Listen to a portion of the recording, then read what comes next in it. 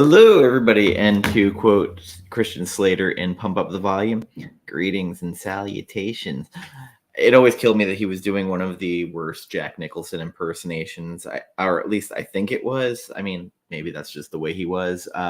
Yep, I'm starting the show off on a tangent. Welcome. John, Happy New Year. I know you're on the West Coast, so you got a couple more hours. I don't know. I just felt like wanting to do a little hangout tonight and talk some shit. I'm gonna drop the link if anybody wants to join in on the stream. And there you go. It's 2023 has been an interesting year. Like personally and professionally, it's been kind of up and down a little bit. I managed to finally get off of overnights at work after 3 years being in exile, and then within a month and a half I got promoted at work too. Kind of one of those weird things where like just everything happened at once, and shortly right after that made the decision to bring back the long box paradox, but it was weird doing it without Jen. Tessa was the logical person to have. One, she can tolerate my random mass, like jumping from subject to subject, and has no problem telling me when I'm wrong. And she knows her shit. And again, like we vibe really well. So it just felt, and then making the decision also that it was not sustainable to do it weekly. Had to be a monthly show. And John and I started a new show, which actually did really well. And that was the Vibe Check, which started as just us filling time in between us not being able to get our other panelists together to do the director show, which took us a year to do 4 directors. It happens. In the meantime, I had to kill the Ink Panels book club. That also became not sustainable between Gambit's busy schedule and Jen getting ill and some falling out with another one of our panelists. Pardon me, I just spilled beer. I'm already party fouling. So I think Ink Panels has a prospect of coming back at some point. Sorry, this is becoming a state of the channel fireside chat. I feel like I need the Yule log behind me while I'm in a sofa chair going, oh, hi, didn't see you there. Well, I think there's a chance Gambit and I might bring back Ink Panels in some way. Probably just the two of us again, the way it used to be, except without having my Canon camera with my couch in the background. He was very impressed when he came over when Tessa was here, and that I actually have a studio now in my dining room, which is silly to even think that I have a studio. There's been growth on the channel. I just got up to 480 subs. Really creeping on 500. I mean, I'm still not going to be able to be monetized, but it's a milestone to hit. Weirdly, and John, you're in the chat. I know you're probably going to agree. My views on shorts have been better than anything else I've done. And so I posted one the other day with clips from when I had Sean Lewis on talking to us about how his kid basically negged him when he was very happy to tell him he was going to be writing Superman. His son goes, yeah, but what about Plastic Man? I want you to do Plastic Man. And he just like shit on him. So I posted that the other day. Ended up with 580 views in 2 hours. So I'm not sure what the algorithm is there, but the amount of people I have jumping on those is just incredibly way more than I do with these live streams. So I'm going to be doing more of those, and I'm pretty sure I've been getting a little bit more steady with posting reviews.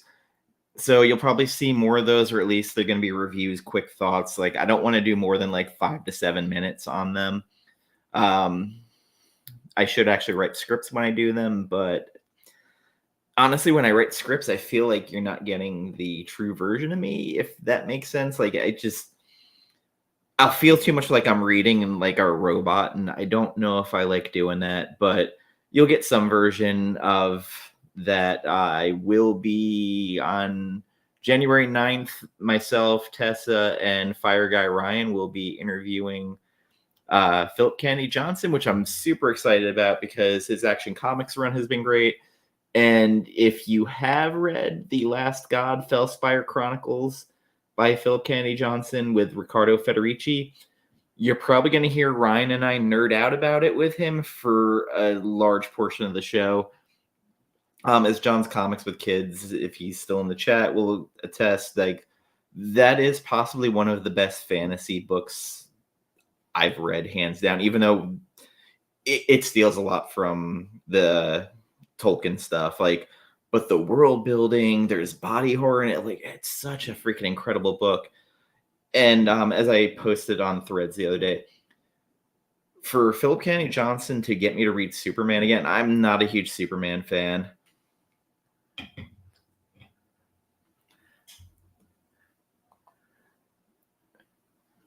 Carlos. All right. Yeah, God. Yeah, Last God is possibly one of the best comics. The art is just phenomenal. I was just saying before, I'm not a huge Superman fan, but Action Comics, the nice. Action Comics got me really rolling with Philip Kennedy Johnson run, and like, it gets to the roots of Superman. It's not reinventing the wheel with him. It's actually highlighting the stuff that's already there, and it's a great run. It just ended with the annual that came out last week, and that's got me super excited. I'm probably gonna be at MegaCon for at least one day. Okay, I know Carlito was over on JP's channel for a bit. He said he was going to be coming by. He was very Carlito about things of, oh yeah, I'll be there. Yeah. Just go ahead and set it up, and then not here. Yeah, I'm talking shit, Carlito. If you're rolling anywhere, so come on, chat. Tell me what's been going on. What's your pickups like? What are you most proud of this year that you've managed to accomplish? I'm so I kind of said earlier, like, me getting promoted was something that was on my to-do list. Restarting some stuff was, I finished my ROM run. I even bought the newsstand editions of some of them just so that no one can say my run wasn't complete. So I'm fucking done with it. Of course, right when I decide I'm gonna do the run, Marvel decides to reprint everything after they said for years they'll never be reprinted. Joke's on me. I've abandoned my Tomb of Dracula chasing that run because it's way too expensive. I just can't do it. There's 2 to 3 issues that just are insanely expensive. I've gotten back to actually getting some of the Bronze Age X-Men stuff. I don't know if I want the single issues. Like, I have the Epic collections of them. But when I started collecting right on that bridge of when Ramita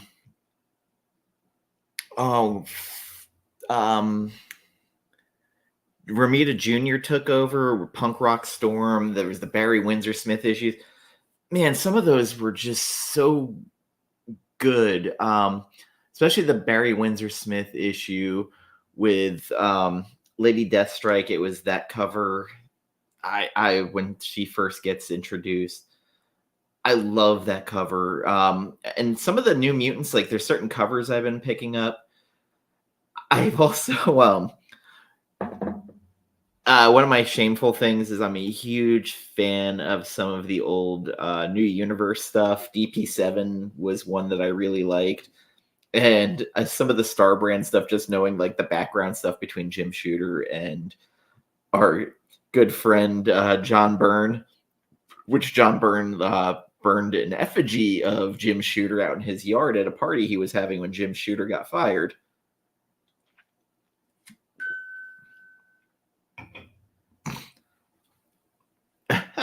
That okay, so Arsenio here works with me, so he he gets a lot of what goes on at my work. So the Brother Voodoo stuff, some of that I don't ever see even at flea markets, but what I do keep coming across are those old magazine size zombie ones. And I started picking up some of those. I gave up on Werewolf by Night. Uh I'm still picking up any Green Lantern, Green Arrow that I pick up from the Adams run with Denny O'Neil. I do come across those at flea markets now and again. I mean, the condition always varies. Um, Occasionally, there's some Detective Comics I'm picking up. Horror books are the ones I've actually been looking for more than anything right now. And some of the old Godzilla issues too, especially when they have him fighting the Shogun Warriors. Uh, Another thing I accomplished this year was kind of facing some of my demons. Like my holiday party at work was the promise of being a huge shit show, and I managed to get through it unscathed. But I came with backup, so it helped. Uh, I'm still chasing Amazing Spider-Man 121. The death of Gwen Stacy, that is still one, but I'm chasing now it in a raw and then gonna roll the dice trying to get it graded. Yeah. Um, one of my other goals that I'm probably not gonna be able to finish this year because there's not enough time. Grinding and getting to level 100 on Diablo 4. I am a huge gamer, and I've been kind of slacking lately. Work's been hell. And I bought about 30 movies this last month, and I've watched like literally zero of them because every time I've been watching movies, it's been for shows. Um, Figure in the new year, I know John and I talked about doing a director episode for Richard Linklater, who did Slackers, bunch of other movies. I'm also think we should bring back the vibe check pretty soon. Trying to think what else. I'm looking forward to Dune 2 that comes out in March. That's something very high on my list. I did want to try and go visit my friend Jen in Portland, but the tickets were way too expensive. But it would have been a nice surprise to go visit her. Also, if you have extra money around and would like to contribute, her GoFundMe is still active.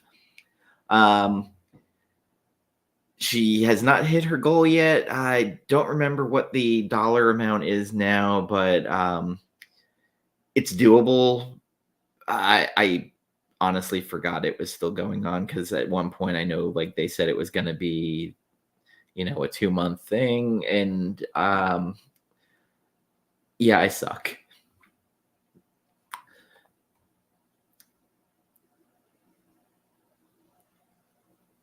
Not in a while. Have I had feelings of violence? Yes. Have I damaged anything? No. Uh, I always wonder if we should do a themed vibe check, John. I know we talked about Greg doing westerns at one point, but we'll see how that goes.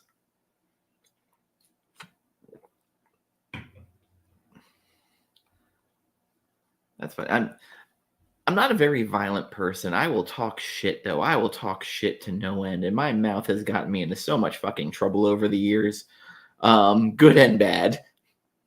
Uh, I told a wild story at work the other day about about something about 2002 or three, going to Hawaii and having an incident, and Arsenio in the chat got to hear it and just kept shaking his head.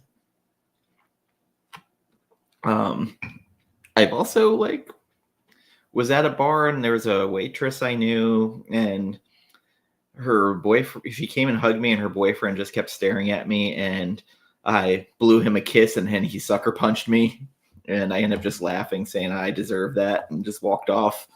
Dumb shit. I mean, it could be worse. I could be Wander Franco running around the Dominican Republic. Anybody wants to Google that name, you'll find out some interesting shit. Also, if you ever decide to Google Josh Giddey, there's another one that you can go down a rabbit hole with. Some real scummy dudes in this world.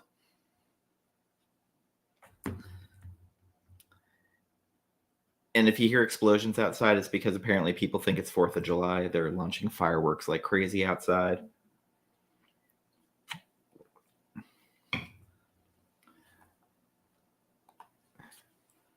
All right, Highland Low Roller. The whole going to the casino and trying to turn into your savings and retirement, I've never had that work out. I've had some great ideas that have gone bad. All right, we got our first guest. Yo, Jeff. Hi, Dan. Yeah. Hey, how's it going? Not bad. It's a quiet night at home, so. Oh, do you have explosions going off like I do down here? Yeah. Okay.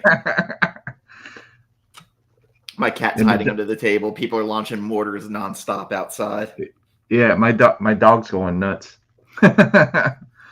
So we were just talking about what were things in 2023 that you accomplished collection-wise, life-wise? Collection-wise, I'm actually kind of glad I got this Alex Ross cover finally. Since I started collecting, I've been looking for this one. Oh. Yeah. Damn, that's a nice one. Shit. Yeah, it's a hard one to come by too, because it was like a 1 in 25 in like early 2000s, or one of her early runs. I just got the foil Harley and Joker uncovered. Yeah. So I got that for free from Comic Mint, and that thing is the hardest thing to take a picture of because it's so damn shiny. Right. And then I got an AOK from Steve Whiting again. My New Year's AOK from him. Ooh. Yeah. Nice. I used to collect Cry for Dawn like crazy. Yeah. And that's one of the covers that I've always wanted and I never can find. And we found it at Urban Legends. Yeah, I've been more hunting for runs than I have for anything else. Like I just finished off my ROM run. Yeah. So I got the newsstand covers too. So it's complete. Right. But if you ever come down to Tampa, there's a place called Urban Legends. You can finish a bunch of runs probably. And he sells books for cheap, dirt cheap. Is that the place you guys went with the G-Man? Yeah. Okay. It looked rather large. Yeah. And you'll like that place, like anybody that likes to finish runs is gonna like that place. And then even when Sean first came down to Tampa, he goes, "You guys should have took me here first." I might have to head over there because I'm definitely doing MegaCon for at least Saturday at the end of or the beginning of February, and I might try and head out to Tampa. Yeah, just hit me or Sean up, and then Sean probably head down that way too. So yeah, we'll do a little run of all the shops out there. So yeah, I'm in the not expensive runs to fill, but right. Especially old Marvel horror, except a lot of that's going up now. Well, he'll probably have some. I know he had some Tomb of Dracula when I went today. So I gave up that run; it's too expensive now. But I will get all the crossovers with X-Men and stuff. Right. Some of those were really good. And there's one that was with Howard the Duck that's kind of Yeah. hard to find. Yeah. I heard about that one, and I'm like, yeah, I'm good. Yeah, it's more of a cool cover than anything else. Right. And there's two Cry for Dawn issues I need still. That Right. like Yeah, you'll I probably did. find over there too. Yeah, he has a bunch of stuff. He has one whole room of Independence, two whole rooms of DC stuff, two whole rooms of Marvel stuff, Spider-Man stuff, and then Golden Age and then Silver Age stuff. And So it's just a day of digging, basically. but yeah, pretty much. If we do that, if you do end up coming up, yeah, I think the only place you would hit up is probably that one, and then that's it. And then we go to lunch. We get that every time we bring somebody, it's at least a good couple hours in that shop. So Do they have the wall of all the? Okay. yeah. Well, he has a wall, but it's an affordable wall too. It's not too Okay. expensive either. It's not like, you know what I mean. If it is a book that he'll have a little case for it, like a little plastic case that the book goes in. So if it is an expensive book, but I might have to get Gambit to go there because he's got like his X-Men run he's trying to finish. oh yeah, he'll probably be able to finish some of it. Like his X-Men stuff goes pretty quick too. Like X-Men, he Yeah. said X-Men and his Spider-Man stuff goes pretty quick. But he still has a bunch of collections that he still got to slowly push out because he does everything himself. So Yeah. There's only about two Spider-Man books I really want. That like one's a Grail and the other one's just to have it with the other Grail. It's the Death of Gwen right. Stacy and the first Death of Green Goblin. Yeah. I know graded it would be about 1,500, but if I get it raw, probably about five. Yeah, but the only problem is buying stuff raw on eBay is a little iffy. Well, I'll only do it if I go to a show or if I'm buying from, like my comic shop where they actually right. stuff. Yeah. I'm the same way because I'll buy graded all day on eBay, but if it's raw, I'm a little iffy about buying raw stuff on eBay. Although I've had problems with I was selling graded books, and when that whole weird rainbow effect with the case was going on, people going, well, I need to return. I was like, there's nothing wrong with the book. Well, I was like, then you can pay for the reholder. Like, and then they started coming out with like people started coming out with like a little plunger thing where it pulled the Oh, Vertigo, there's a lot of shit there's a lot of runs I need to fill. And he'll probably have a bunch of that stuff too over there. Yeah. He has a bunch. I mean, like I said, he has collections that he still has to slowly push out. So he'll probably have a bunch. He's like that. Dude, some of the rooms it's hard to walk in now because how many boxes he has. But the boxes that are unmarked, you can't go in. But everything that's open, top to open, you can go through, and then they'll probably have prices on them already too. Everything, and he offers what was it, 6 for $20. So you know what I mean. So pretty decent deals. And then I have like a set of books I want to get graded, and it's for such a jabroni title, but I want it graded. It's Squadron Supreme. It's like one of my favorite books ever, but I just want it graded. And same with Planetary. Dan, there's a show out by you on Sunday next week. It's the what is it? It's the Land show. It's run by Tom Roth. It's by the fairgrounds in DeLand. Okay, well, it's not really that close to me. That's still right, but it's still closer than Tampa. Right, but I was saying, that's a little closer than Tampa, but we're gonna be going out there on Sunday too. So we'll be going out to that show. It's only $5 to get in, so it's not too bad. That's not bad. Oh my God, Kevin Nash. Kevin. Kevin Nash. Bob. What is it? Bill Black. The guy that does Cave Woman. Can't remember him. Bud Root or Bud. Bud something. Yeah. It's the weird guess, but honestly, sometimes those little shows are way better for Yeah. picking up stuff, though. Because Well, yeah, there's because one in Melbourne. yeah, I know about the one in Melbourne too. There's a bunch of yeah, so supposedly there's supposed to be a bunch of out of state vendors coming to that one too. So it might be, it might be a good show to hit up besides MegaCon.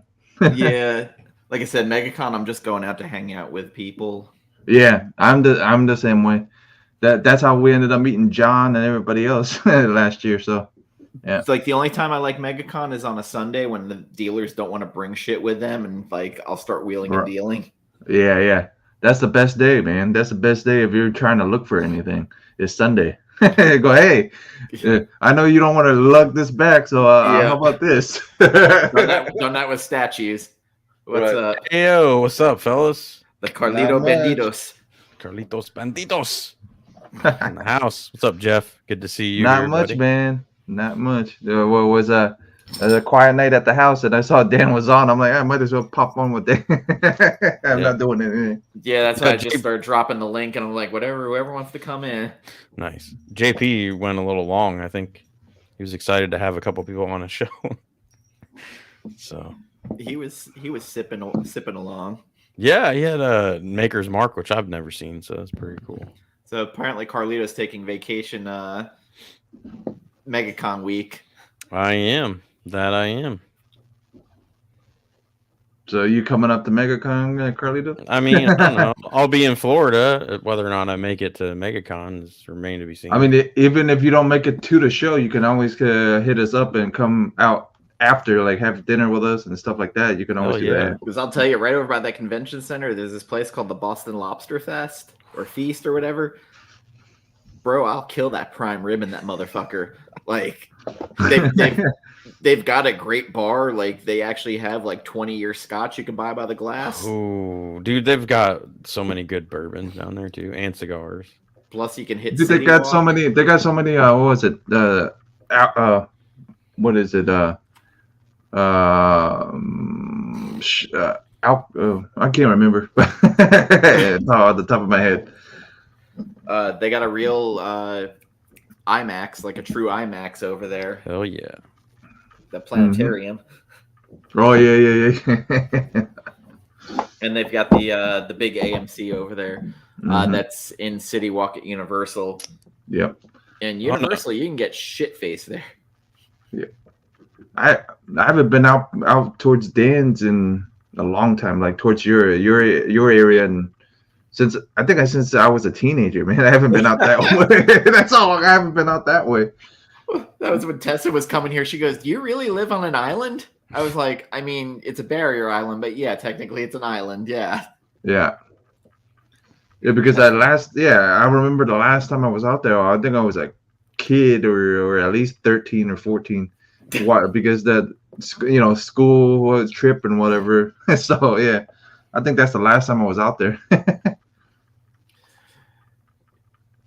I'm gonna be honest with you. I got a lot of themed socks. I've got a lot of horror socks. I've got Silver Shamrock. I've got They Live socks that say Obey everywhere. That's like awesome. I got some. If I could get some underwear or some, something like that said Obey, that'd be great. I had the that didn't sound like exactly how I intended, but you know what I mean. Because I love They Live. That's one of my favorite movies of all time. I had the old chef from South Park boxers that said "Suck on these balls." Boy, the cat wants so much attention now that I switched over to your stream. I don't know what the hell is going on there. Because he's probably like, "Oh, Daddy's gonna get drunk again." I don't know. I paced myself well on JP's stream, but I told him, I was like, now I finished that bottle off, so I kind of want to go to the cowboy bourbon, but it's so dangerous. So dangerous. Was going to cut a clip of the show, and I was like, oh boy, Carlito got a little out of pocket here. Dude, I'm telling you. And who was it? Somebody, like, I commented that, and they're like, oh, you weren't that bad. I didn't. Tessa, I think. I was like, whatever. That's why I dipped out and just didn't say nothing, because I wasn't that bad. Oh yeah. When Sean and we jumped on. Either it's going to be passing out on live stream or just dipping out. So I'm like, yeah, I'm just going to do it. Yeah, I would dip up before I passed out. You got hyper aggressive talking shit about one of our friends.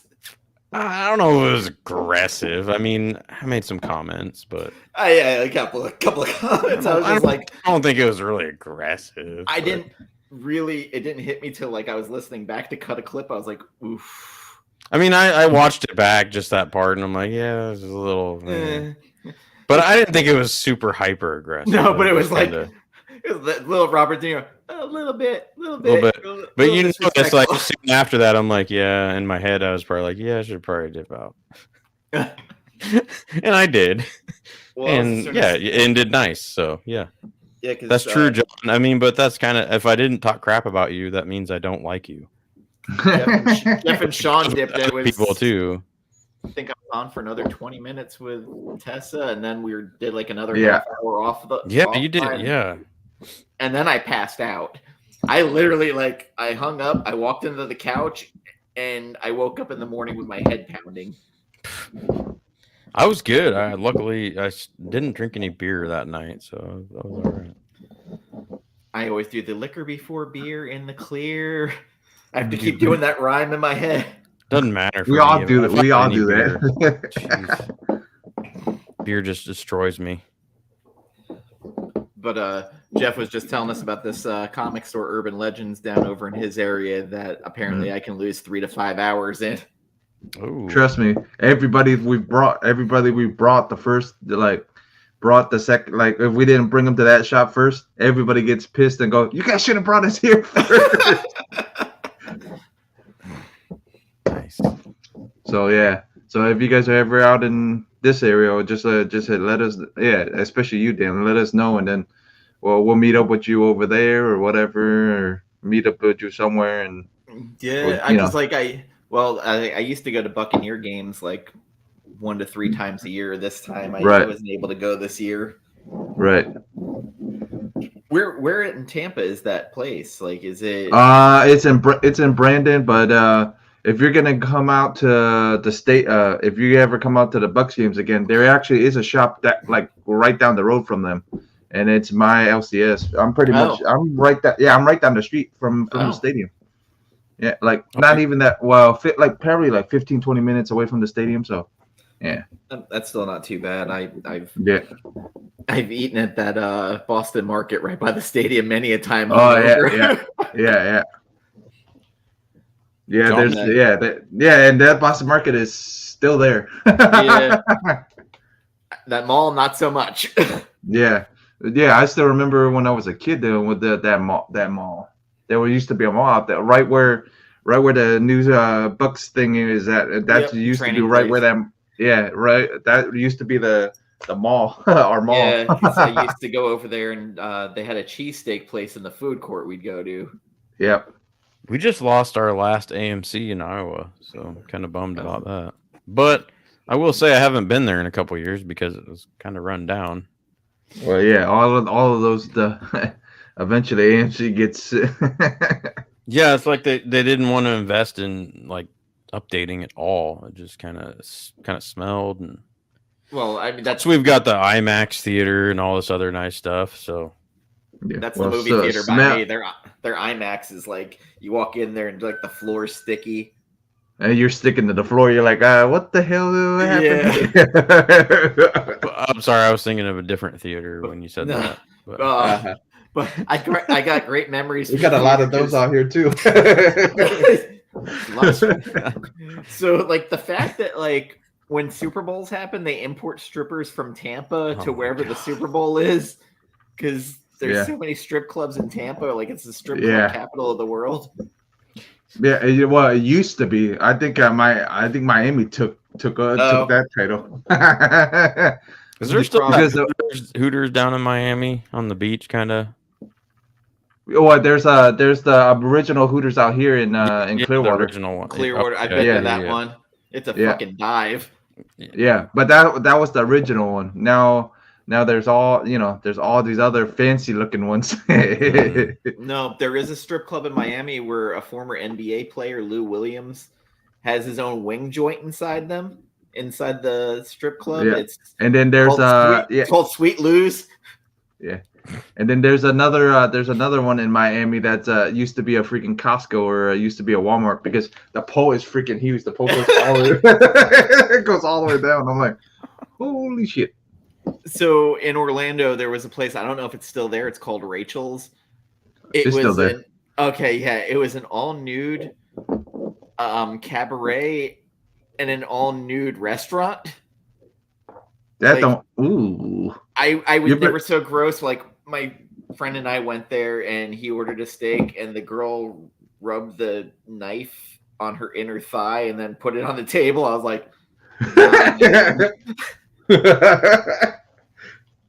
did he have any like sanitizing stuff around and like dab it on there? Like I just looked at him. I was like, "You're not actually." He goes, "Yep." I was like, "Oh."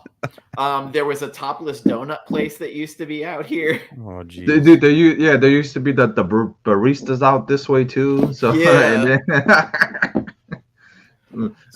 bikini car washes out in Orlando. Like I remember because I remember calling the comic shop asking them about how can we find the shop? Oh yeah, we got the bikini car wash in front of the shop. I'm like, what? So Jen told me in Portland that during COVID, like this ingenious strip club decided to have basically all nude Uber. So it was like Uber Eats but nude. So they'd come to your house, and I was like, it's kind of fucking brilliant. They also had like a drive-through food place where it was all topless too. Oh yeah. I heard about that one. I heard that one before. So just a question: do you think all nude Uber would work if it were men? No, be decent exposure like the first day. No, it would be like Chippendales. That's not all nude then. No, it would Uberdales, where they'd go and they'd probably like have the food like strapped to their package, and you'd have to grab for it, and then what happens. All right. I don't know. Like I don't know. Like I used to live in New York during the 80s, so like that was before Giuliani cleaned it up. So like I saw some shit. Yeah, I went there in the 90s, and Giuliani even cleaned up most of Harlem. So I was kind of surprised because I always heard horror stories about Harlem. And then by the time I got there, I think it was like 96, 97-ish. I was like, whoa, it's actually not that bad. I've never had sex in a strip club, but I've asked the stripper about her life choices while she was giving me a dance. I've had many of conversations in a strip club. Yeah, like I told you guys last time, I worked at one, so I almost got a job at one. Almost. I'm so glad. We talked about it. You almost got the DJ job at one. But I guess like back then too. I can't believe I talked about that. I don't remember it, but yeah, you did. Did I mention like originally it was supposed to be like a bouncer job, but then they also do. I mentioned it, and then you mentioned, they offered me a DJ job. Yeah, almost. I mean, I was a bouncer at a couple places, but I never did do DJing, which I kind of wanted to do. But why can't I bang in the club? you can bang some dollars in the club. Oh no, you can. I'm just saying. I know of incidences. Jeff. the most annoying guy in the strip club, the DJ. All right, here comes Harmony. That is why I didn't take the job. I'm like, I don't want to be that guy. Make sure to tip her while she shakes her groove thing. Yeah. No, yeah, but they make because they make the most money out of the club. Yeah, they get a cut from the ladies too at the end of the night. Yeah, well, all the bouncers do too, but they get the biggest DJs cut. Make more, yeah. Yeah, because they're the ones that the girls have to keep happy because they put the music that they want on. So you don't tip them all. Guess what? You're getting Barney song. You're dancing to Barney. Or like generic like song that nobody likes. Right. Well, welcome to the floor, Miata. Why she named that? Because that's where her mama got impregnated in. Miata. No, I got one. I got one a little funnier than that. We had one called herself a gift in a box. Oh my god. I'm like, well, huh? So, like, there is this shotgun shack over here that they turned into a strip club. Oh boy. It's called the Sugar Shack. It used to be called Wiggles. Oh my god. This place is so low rent. I went with my friend to go deliver. He was a cook over at Beef O'Brady's. So they ordered wings over there. I went in with him there. I've never wanted to not touch anything more than in this place. Like, it was C-section scars. And, like, the people actually had to bring quarters to put in the jukebox to play music. They didn't have a DJ. Oof. Any missing teeth? I didn't investigate long enough. I was just like, started looking around. I was like, we're going to get shot. Like, these are hookers. Let's go. So this place I was talking about, I almost got hired at. The owner actually got shot in his parking lot one night and died. I mean, it's not. It is. It was like the late '80s, I think, early '90s. So before I even know what strip clubs were, but yeah, it's funny. And all I'll remember is that Chris Rock song. There is no sex in the champagne room.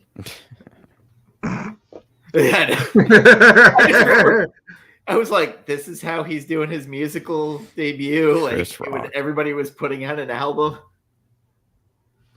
Jesus Christ. Oh, what casino is that? Damn, I want to go there. Half-naked cocktail waitresses that I like more than strip clubs.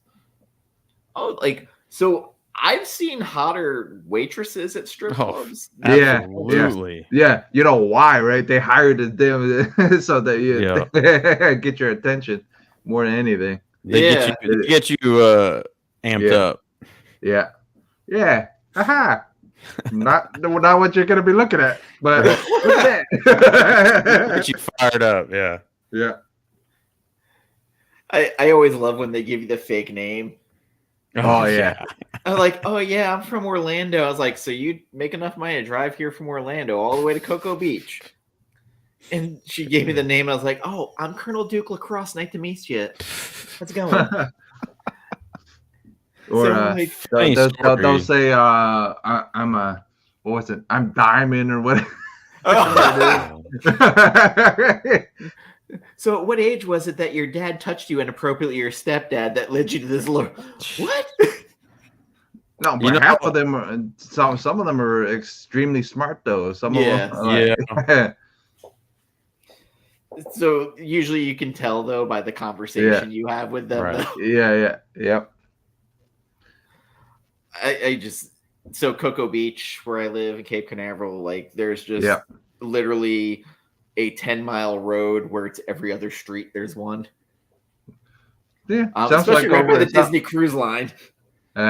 Sounds like about over here. It's our it's the one by the stadium. It's the big road by the stadium. That's where the Mom's Venus and all those guys.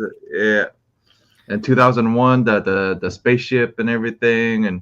Yeah. So I remember the radio show Bubba the Love Sponge. They had a bachelor party there, and they literally had to take one of those blowers to blow all the money that was on the floor into a bag for the strippers at the end of the night. Yeah, big black garbage bags. We've had that incident. We've had that happen at ours too, but we have to use push brooms. Yeah. But like they literally had like glass around this room and they're just blowing it all into these giant bags and using leaf blowers. Yeah. And then then Bubba the Love Sponge would always have the toys for tatas or whatever it was. Yes. I haven't heard about that in forever, so I guess they stopped that. He's too busy fighting with Hulk Hogan now. Yeah. Again. Yep. Like, you know, if it's bad enough Hulk Hogan made a sex tape with his wife, like it's just and he won the lawsuit. That's even funny. Yeah. I did not expect for this to become stripper talk, but here we go. Hi, Sheena or Inja or both of you. If it's Sheena, I hope you're doing better after the loss of your pet. I know how heartbreaking that can be. Mm-hmm. And if it's Inja or both of you, love you. Happy New Year. I know it's probably another couple of years for you. Hulk Hogan, the guy who made racist comments, is like, well, I know a black guy, brother. I just don't want my daughter dating him. Your daughter, his daughter dating him. And now she's in Nashville. Oh my god. And then the son's back and he's a DJ now. Oh no, he got arrested.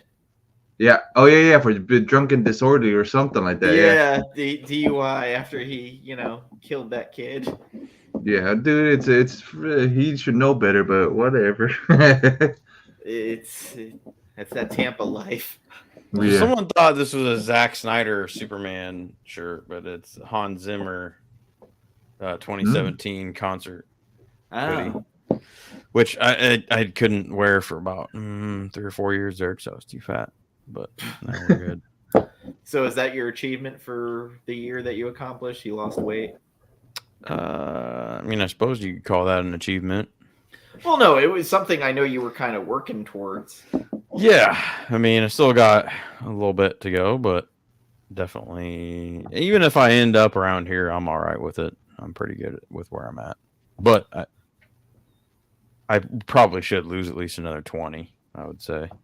So after work to unwind every night, I do about a half-hour walk, 10,000 steps on top of what I do during the day. And that's, I was gonna say, you got kind of sort of like a job where, like I do, where we're on our feet most of the day. So yeah, I'm on my feet most of the day too. So it's like I tend not to do much extra anymore. I used to do that, but I'm just kind of unless I get on unless it's a day that I have to be on a machine all day where I'm pulling down pallets or pulling down cabinets on the order picker, which I'd much rather do than be on the forklift.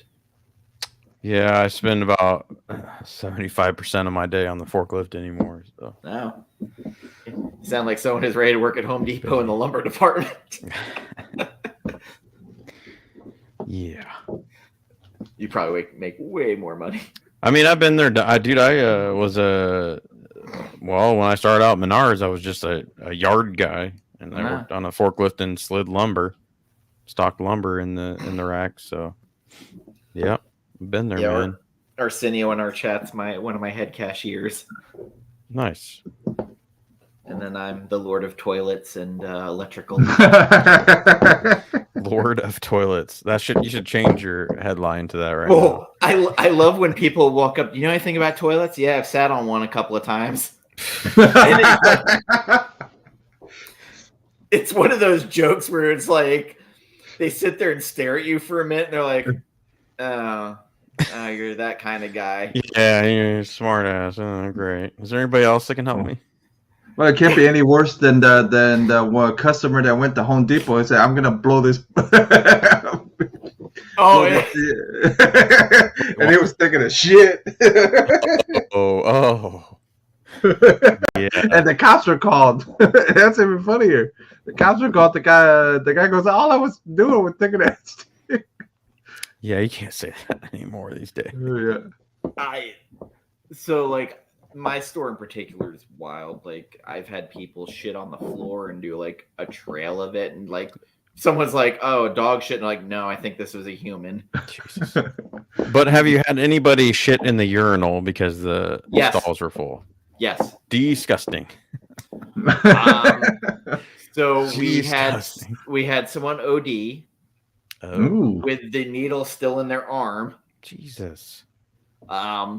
We had a guy who was looking at one of our female associates climbing a ladder and jerking off on a John Deere mower. Oh boy. Fuck. I thought strip clubs were bad. We've had some wild stuff. Like I'm pretty sure my friend Heather is out of the chat now. Like after this conversation, she got. I full on had so I have one of my friends who's a manager there. if she calls me on my personal phone and I'm in the store and she's in the store, I start wincing because I'm like, uh-oh. Whatever's coming next is going to be bad, especially if she starts, hey, buddy. I already know it's going to be bad. Yeah, we've had we have incidences.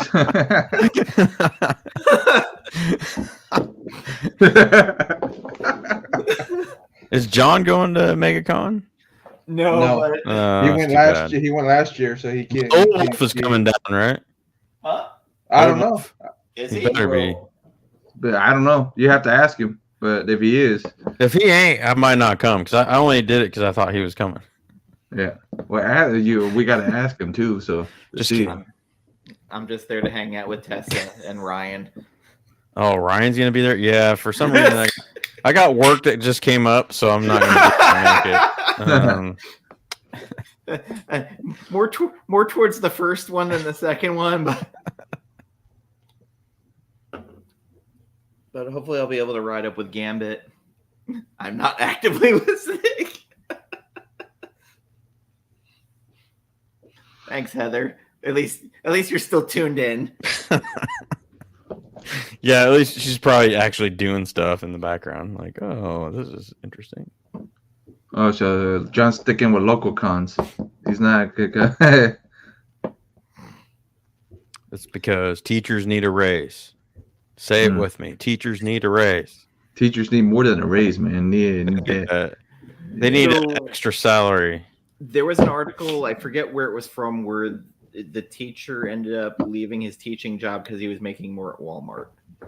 Dude, I can't count how many times I've seen articles about that, especially the female one saying, "Oh, I made more on OnlyFans in 1 month than I made in 2 years." The one that got fired, but I think it was Ohio.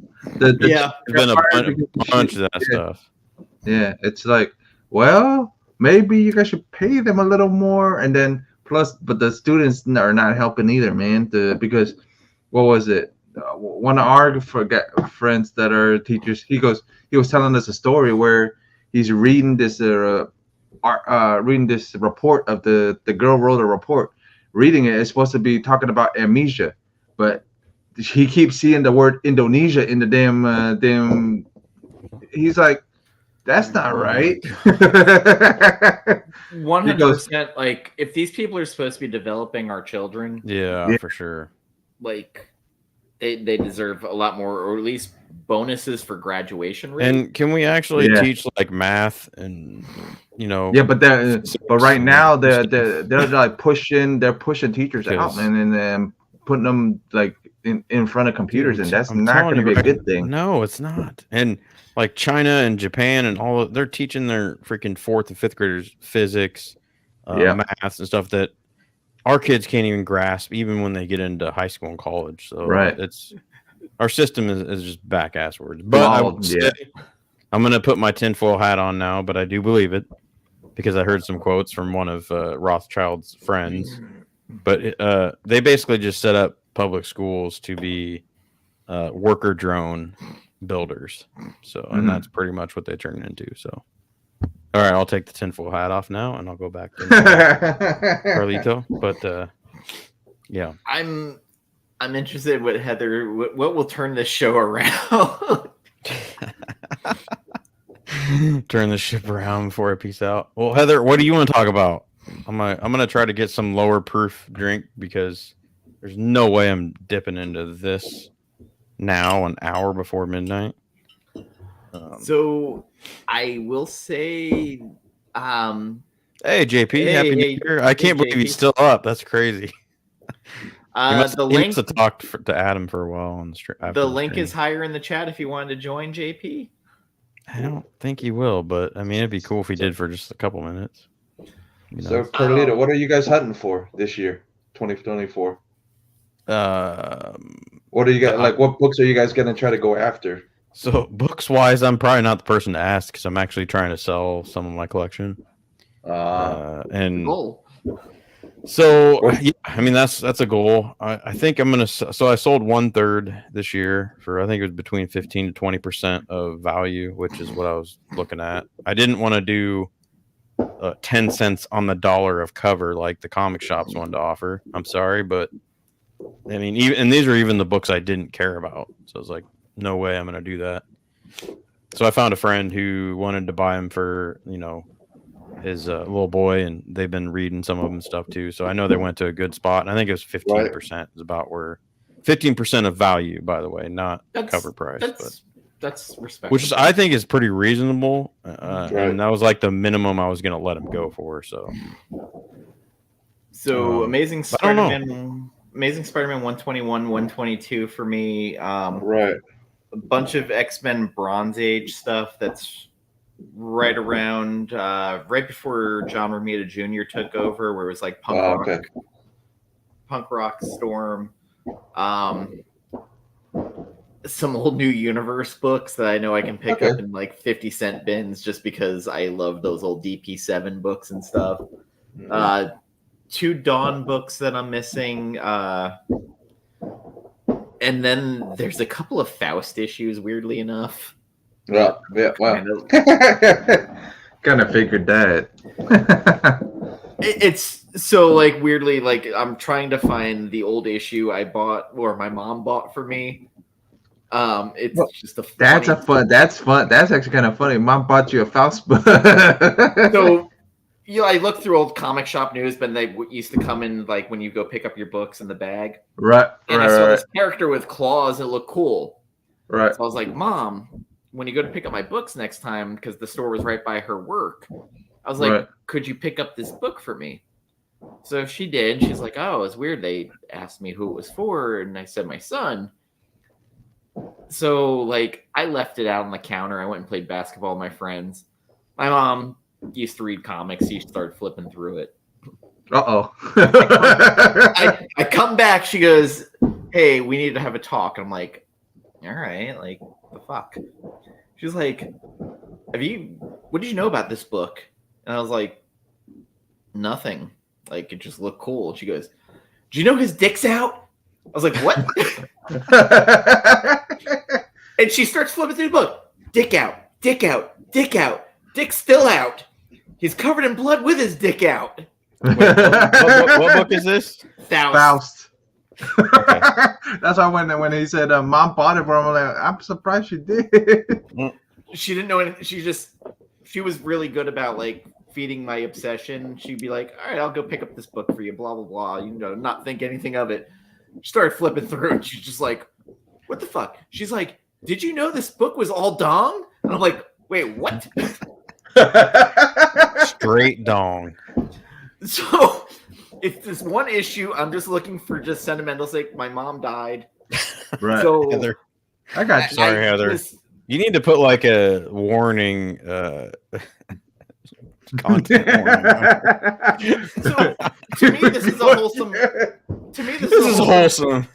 No, it's a wholesome, funny story because, like, I know. What would your mother crap. do if she found this fucked up issue of a comic that you knew nothing about, but it looked cool? I get Well, you thought the character looked cool, and you didn't read it. No. So it's like. So my mom got interested because she's like, they kept asking questions about who it was for. So again, I just left the book sitting on the counter while I was playing basketball. So after that, like anytime she went to pick up books, she'd be in the car before she'd come in and start flipping through all the books. So apparently, as long as you didn't the comic store owner, she went and confronted him. She's like, "You sold me a book full of dong." Like my mom had no filter about shit. And the guy's like, oh, my mom doesn't either. I feel you. It's like, I asked you who it was for. And she goes, well, oh shit. Happy New Year on the East Coast. Happy New Year. Woo. So rang in the New Year talking about dong. Great. Well, the sentimental, Oh, the main reason you want that book is because of a mom thing. Yeah, I got you. It's just a funny book to think about because my mom like melted down over it, but like my mom was so supportive about my hobbies. Like, yeah, we watched horror movies together. She took me to so many comic shows and places to go hunt for fucking single issues that I'd go when Marvel used to put those little addendums like hey, if you like this, see issue blah blah blah. Yeah. And I'd be like, well, I gotta get that. So, like, for my birthday, she bought me Wolverine versus Spider-Man because I had to have it. Congrats, JP. Let's give JP a hand. Happy New Year, everybody. We made it. Yeah.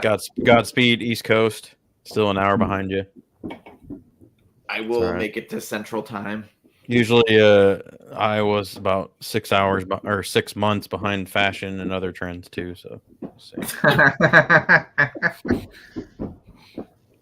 and the fireworks are now going off. My cat has run into the other room. Is that what I'm hearing? Is it fireworks? Yeah. Mm-hmm. Yep. On my end too. Yeah. I thought someone was dancing on a table or something behind there. No, the funniest. Happy New Year, guys. The funniest one I saw was the damn YouTube video where they freaking lit it, and then they had a bunch by the car, and it freaking one of the sparks sparked, and all you see is all those fireworks by the car go off, and everybody's running, everybody's hauling ass. Dude, that they stole that from Dutch. That's what they stole that from. Yeah. Edo O'Neill. Have you seen that movie, Dan? Yeah. Oh, I love that movie. It's so good. I also have to make a comment because Belna and Manga, they reposted Justin No Good Comics post. He got the box set of One Piece, and I got sad for him because it's like, cool. There's like 80 more of those box sets. Yeah. Happy New Year, East Coast. I can only hope that this year will be better than the last. Not that last year was bad. Yep. And then Chinese New Year is February 10th. Oh, yeah. 2023 can lick my taint. Otherwise, everything else is pretty good. Well, I think about what it was in 2020. I mean, yeah, compared to 2020, it was bad. And then it's got to get better than 2021 rolled even in. Better than 2021 and probably even a little better in 2022, but still, yeah, just still kind of. When even rappers are talking about what a shitty year 2021 was, there's literally the rapper Absol. He goes, 2021 was a bad year. I'm just like, yeah, you're right. It was. Yeah. Man, those fireworks are loud. Yeah. They're probably right outside, too. That's why. Time for me to shut down. Bye, Heather. Happy New Year. Dang, it's night. It's barely even 11 Central. What are you doing shutting down already, Dan? Taco Bell making my Uber Eats driver my grilled steak burrito. This might actually top them not giving you your hard Mountain Dew. That's pretty horrible start to 2024. Oh, we're playing Diablo one day. He goes, motherfuckers didn't give me my hard Mountain Dew. Or like, are those any good? Like, I've never had. Are they any good? Like, I mean, I don't know. Have you guys had them? I have not. He has. I have not. I probably wouldn't like. They're probably not for me, but. So, like, the person sitting next to Tessa at the Christmas party was drinking those neutral vodka waters. Was his name John McClane? No, her name was Rachel. Oh, it's a girl. Okay. She played 30 Drunken Questions with Tessa. Oh, I bet that was interesting. No, not for me. No. Damn. When they start going, how old are you? How old is he? Wait, you guys haven't met in person? Hard Mountain Dew is delicious. I thought they'd be like, the interesting questions, not the. Basic. Oh, there was a bunch of that too. I just don't want to get into it. Yeah, I'm just gonna go ahead and bite my lip on this one. Yeah, Hard Mountain Dew is delicious. Delicious. Okay. Can't even taste the alcohol in it. Literally tastes like that. Sounds dangerous. Yeah, that's bad. That reminds me of back in the day. Oh shoot, 20 years ago now. Lemon drop. When I used to do bottle of Mountain. No, this was before cocaine. Bottle of Mountain Dew Code Red, and I drink half of it, and then pour Bacardi 151 in it. And, oh my god! Like the Code Red just masked the one nobody really knew, unless you actually tasted it. Nobody would know you're drinking it. So Red Bull with Crown tastes like sweet tarts. Mm-hmm. I don't like Crown, but that actually doesn't sound too bad. No, with the Red Bull, like it's tolerable. Red Bull, Sambuca Red Bull was my drink back in the day. I didn't, but my friends nicknamed it the Hot Carl. So what? Bro, you tripping with that? What are you talking about? The Hot Carl. Yeah, 151. No, 151 ain't no joke. Yeah, they don't even sell it anymore. It ain't no joke. That's why. So people literally like caught themselves on fire, I guess, with it. So we literally because they lit it. Yeah, we have liquor stores. Which I will say, the first time I ever had any alcohol ever, and I was just a month away from being 21. I was going to be FBI agent. Yeah, FBI, whatever. Anyway, long story short, my buddy, I had my appendix almost burst and I almost died. So I was like, well, I think I'm going to start doing stuff that I haven't ever done before. So I was like, I'm going to drink. And my buddy's like, here you go. Here's your first drink. And he poured 151 in the cap, and then he lit it on fire. And he's like, really? Drink it. I'm like, okay. Down it. And after that, I was hooked on 151. So I got an old redneck at work that during in Florida. Ain't so. So during some bad times in my life, like I was leaving after an overnight after I was exiled, and I'm walking out. And he's like, "Hey man, come out to my car." I was like, "All right." This Moonshine. Yeah, no, Moonshine. He had a cooler in the back of his truck with mason jars full of excellent apple pie. Moonshine. Yeah. Oh, amazing. And he's like, "You look like you had a bad night." I was like, "Bro, I'm riding my bike home." Nah. You better have some apple pie before you ride home. He's like, "If you want to be a pussy, just go ahead and go home." And of course, you're not going to be a pussy. So. Oh no, I went home. I thought you had some moonshine. What the fuck, dude? I'm already in trouble at work. I'm not drinking fucking moonshine in the parking lot. Dude, if you have some of that like real good apple pie, though, holy crap! They sell it to liquor stores here. Yeah, but I'm not talking about the legally. Oh no, not the stuff that like peel. I've had some at some tailgates. I won't name him because I don't want him to get in trouble. But man, that stuff is no joke. It is. Grow hair on your chest. That'll grow some hair on places you don't want to grow hair on. Yeah. But like you don't even taste it though. It tastes like apple pie, and you're just drinking it. It's like, oh man, so good. Dangerous. There is a cotton candy one I saw too. Again, like I don't need shit like that. Like, yeah, I don't either. I'm with you. But like, and everybody knows they're like, oh, if he goes to get ice, buys it from our cooler, and goes out to his car, he's got moonshine out in his car.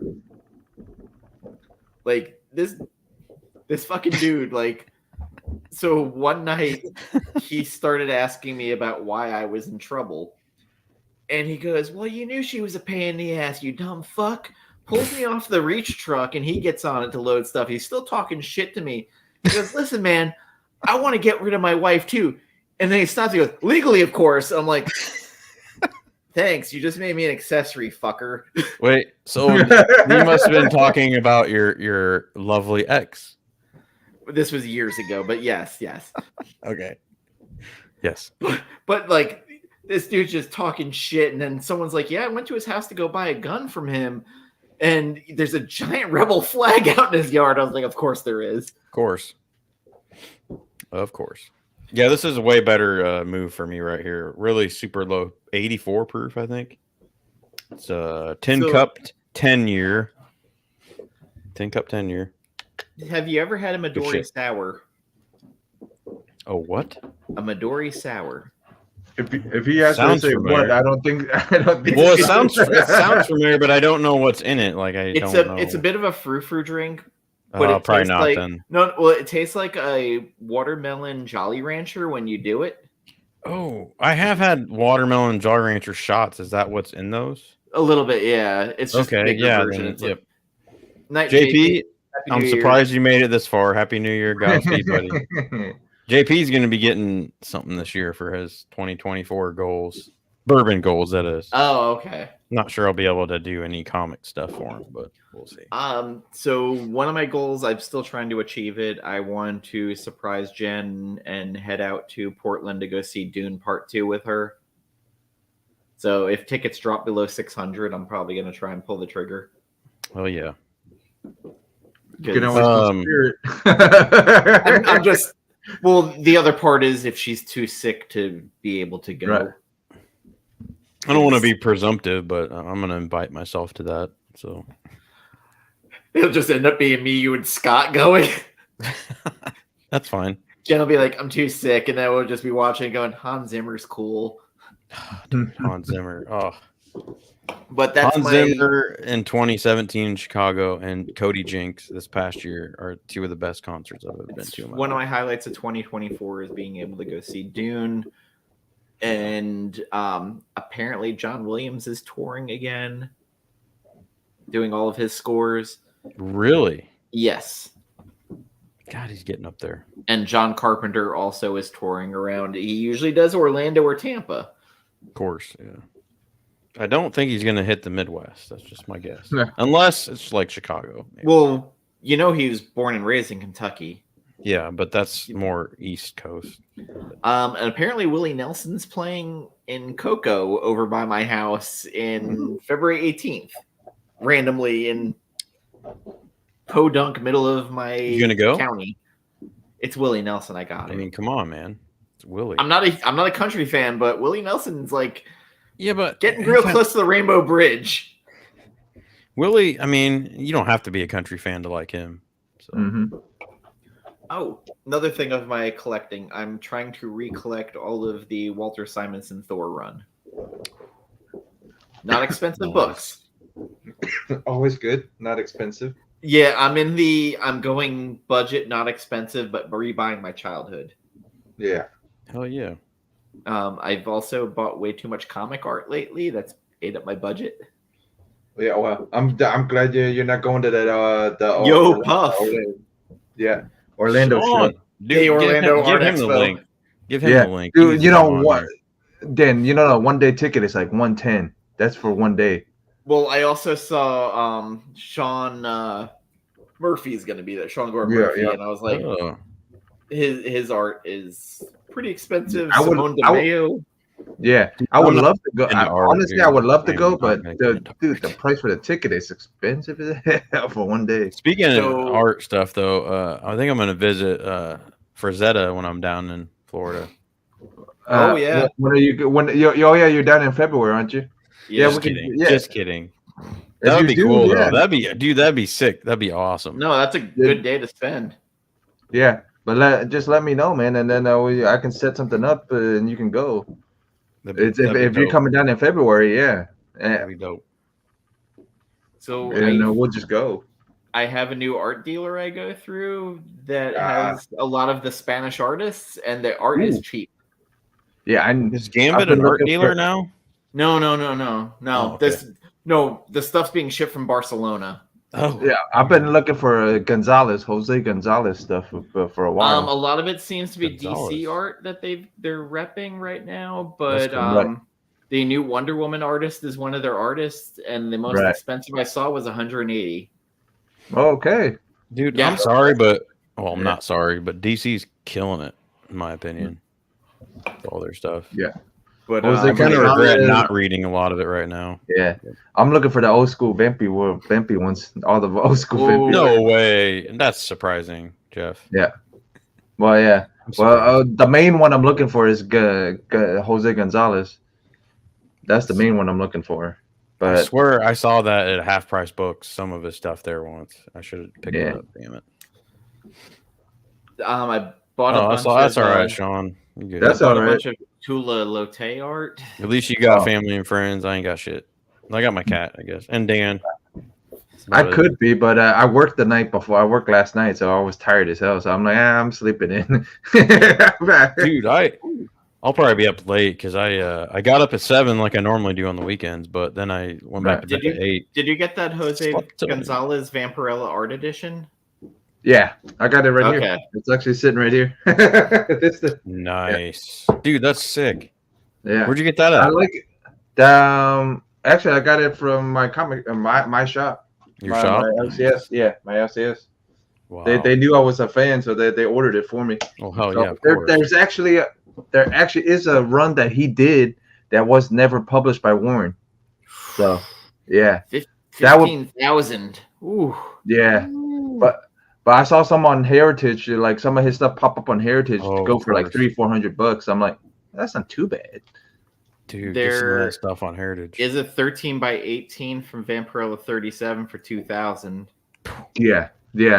That's the main reason I'm like, yeah, I'm never gonna give up. But I at least got something signed by him. It's That's just that a drop in the bucket, you know. So his non-Vampirella art goes for about 420. Yeah, so it's cheaper. That's why I went. I go for it. His non. Yeah. If I do go for something, I'm gonna go for his non-Vampirella. What would be the lowest Vampirella art? I feel like it's still gonna be high. Yeah, no matter what it is. Come on. Well, if it's published art, if you got a commission from him, you're probably looking at 400 to 800. He's past. He's gone. Way past. Yeah, he's gone like 2010, I think, or 2009, something like that. Yeah, so he's gone. And then he was the first known gay artist in Spain. Oh, really? Yeah. I didn't even know that. Well, yeah, because I actually read this Jose Gonzalez art book cover to cover. Yeah, I read that one, the English one, cover to cover, and then like I said, I've been doing it so I can do little bits and pieces on them, because a lot of people don't do videos on the older artists. They do it on Adam Hughes and all these other guys, and I'm like, nah, man, if it wasn't for these guys, those guys wouldn't even be doing them. Yeah. And it's weird because Adam Hughes used to do interiors and everything, and then he's another guy who's just like, you know what, fuck it, I can do a lot more covers and make way more money. Yeah. And then Gonzalez never did. The funniest thing, Gonzalez never did no covers and always did interiors. He did one cover, and plus that cover wasn't even him. The cover was his friend Ingrid that did it, because he couldn't paint, because they asked him, they wanted him to paint something, but he could only color pencil stuff. So Ingrid painted it, and he signed Jose signed his name on it. Wow. So I have an Adam Hughes sketch that I went to a weird toy and comic show that was in Orlando, at like a little podunk place. It was when Ghost came out. I remember. We were all probably at that one show too. So Sean was Adam Hughes was there with Jason Pearson. He was doing Ghost and he was doing Body Bags. Right. And I tormented the two of them. I kept getting in line, just tormenting them about getting a sketch. Right. Adam Hughes finally relented. So while he was doing that, Jason Pearson grabbed my Body Bags book and just gold penned it, ink everywhere. He ruined my fucking book. So I have this Wolverine sketch by Adam Hughes that said Jason Pearson didn't do shit for me. And I don't want to talk ill of the dead because Jason Pearson just passed away. But homeboy was such a dick. And Adam Hughes had a good time with it, and I have this huge memory now with this sketch that Adam Hughes. And years later, 15 years later, I was at San Diego, and I bought a print of Catwoman from Adam Hughes, and he wasn't there, but his wife was. And I donated $100 to his sheepdog rescue. And she's like, "Why are you donating that much?" And I was like, "Because years ago I bugged the shit out of your husband. I feel bad about it now because I was a fucking little bitch." Oh man, it's a great story. It's cool when I had the thing of you know what, I was so fucking high on my own supply because I was maybe 20 years old. Just an asshole. And then my other thing was, what was it? I had got Mike Crone this year. Yeah, this year from he came all the way from Australia, and then he was at MegaCon. I'm like, yeah, I'm getting a commission done because I don't know when I'm gonna see him again. So got a Vampirella done, and he did he brings up, he goes, wanted to do her topless? I go, why not? I mean, you know. So Yeah, but one of the nicest dudes I've booked a commission through is Mike Perkins. Mm. He did a recent Swamp Thing, but I went through his website. He was going to be at MegaCon, so it didn't. He every 3 days I got an update of what the sketch looked like. Right. And he's like, "Hey, I'm just going to add because it was Kitty Pryde with Magic. Right. I did a 2-figure one. He's like, "Hey, I'm putting Lockheed in there because it just looks cool. So I'm not going to charge you for the third character." Nice. And it was in a protective sleeve when I came up, like everything. Like he was the nicest dude to deal with. Yeah. Chrome was too. Yeah, he was he was super nice. And now next time I see him at a con, I owe him a couple beers, but Colette Turner, who does a bunch of the chaos covers, and she's done a couple of Vampirella. I did one of her commission deals. She's in Calgary, I think. But she does sketch covers, and I have one of the fantastic Zatanna sketch covers she did for me. It was about 300 with it CGC graded. Yeah. But man, it's so good. The commission that I got from Chrome was 450 or 430, something like that. But then I got it framed too now, so it's probably worth way more. Yeah. So, yeah, there's certain artists I love dealing with that they're just super nice. Yeah, if you guys scroll back up on my Instagram, you'll be able to see it. I put the emojis right where they're supposed to be, so I can. Nice. I've had maybe 2 pictures get banned on Instagram. Surprisingly, that didn't. Because I tried to I posted without it. I did that no issue, but I posted it with the emojis. Yeah, no issue. Weirdly, my buddy Gambit has had more problems with Instagram and Facebook. Facebook in particular, where they're just like ruining his promotions. Oh yeah, the artwork. I feel bad for the artist. Like, there's one artist from I think it's from Spain or from I forget where. I think either he's from Spain or from wherever. But he did his very first Vampy cover. He did that, and then he finally did like 2. He did his third one this year, and I ended up getting all 3. So it's like a set. But he posts all kinds of art, and then he goes, God damn Instagram. It dings him every time. Like, he posted of a model, but not surprised that they ding him, because it looks like a person. Like his art style, it looks like a person. So I'm not surprised they dinged him for it. So I have a bunch of old Chaos books. Yeah. And I'm in a weird place with them because the dude who drew them also is in prison for fucking child pornography. Oh boy. Justiniano. He did the old Chaos series for Halloween. Oh. Yeah. And then he also did this one, the Chastity series. Oh yeah. So like, I have those runs, and I'm just like, buddy's in jail for some real wild shit. Like, I don't know how I feel about having this shit in my collection, because all of them were like over-sexualized teens in them. Oh yeah. I forget. Yeah, Chastity was. Yeah. I forgot about that.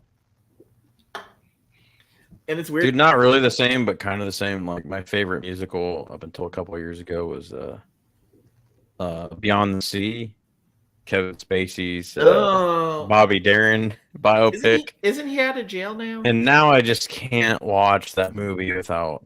I just can't. Sucks, but because of freaking Kevin Spacey. But yeah. Anyway, that's all right. La La Land is a little bit better, I think, in my opinion. So yeah. And I'm not even a musical guy, so.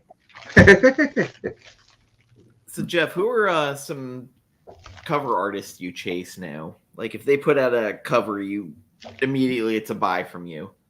Immediate Perillo still got me a little bit, but his Clayton Crane not so much. What? He's out there stealing wives.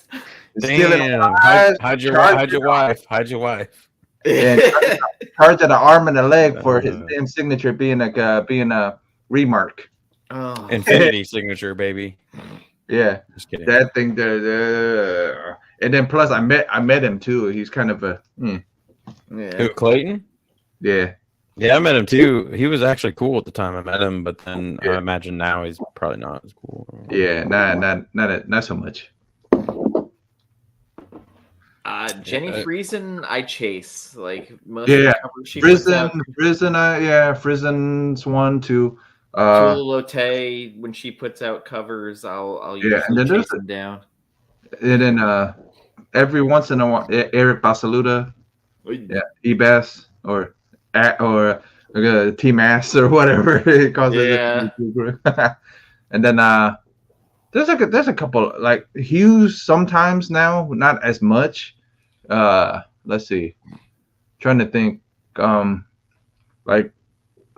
mean, there's a couple artists that Carla Cohen, his Perillo's wife.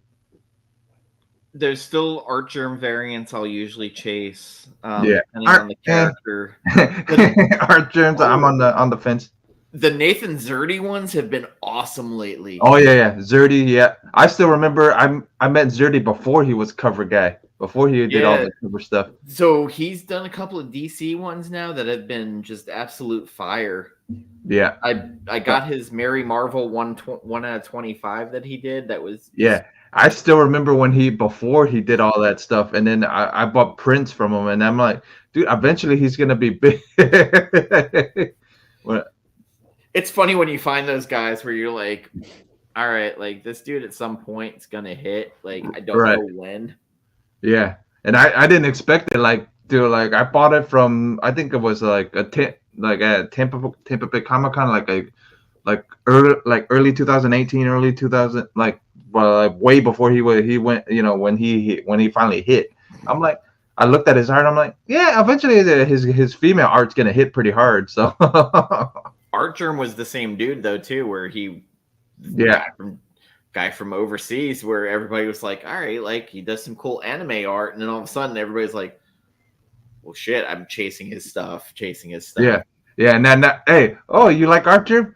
All right, here's David, this person, Nakayama, and then Derek Chu.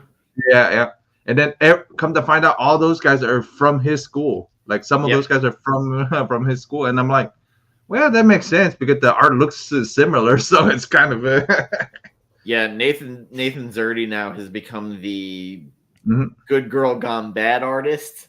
Yeah, because he's always having his sunglasses on. It's freaking hilarious at shows, and I'm like, huh, like Carlito does it now. Like he'll be sitting there, like he'll have his glasses on. I'm like, I think he's just sensitive to light. I think sometimes. Yeah, that's why I do it, because of the light. Yeah, absolutely. Yeah, Tulalote, like just the way she does colors, I just love. I bought a bunch of her prints.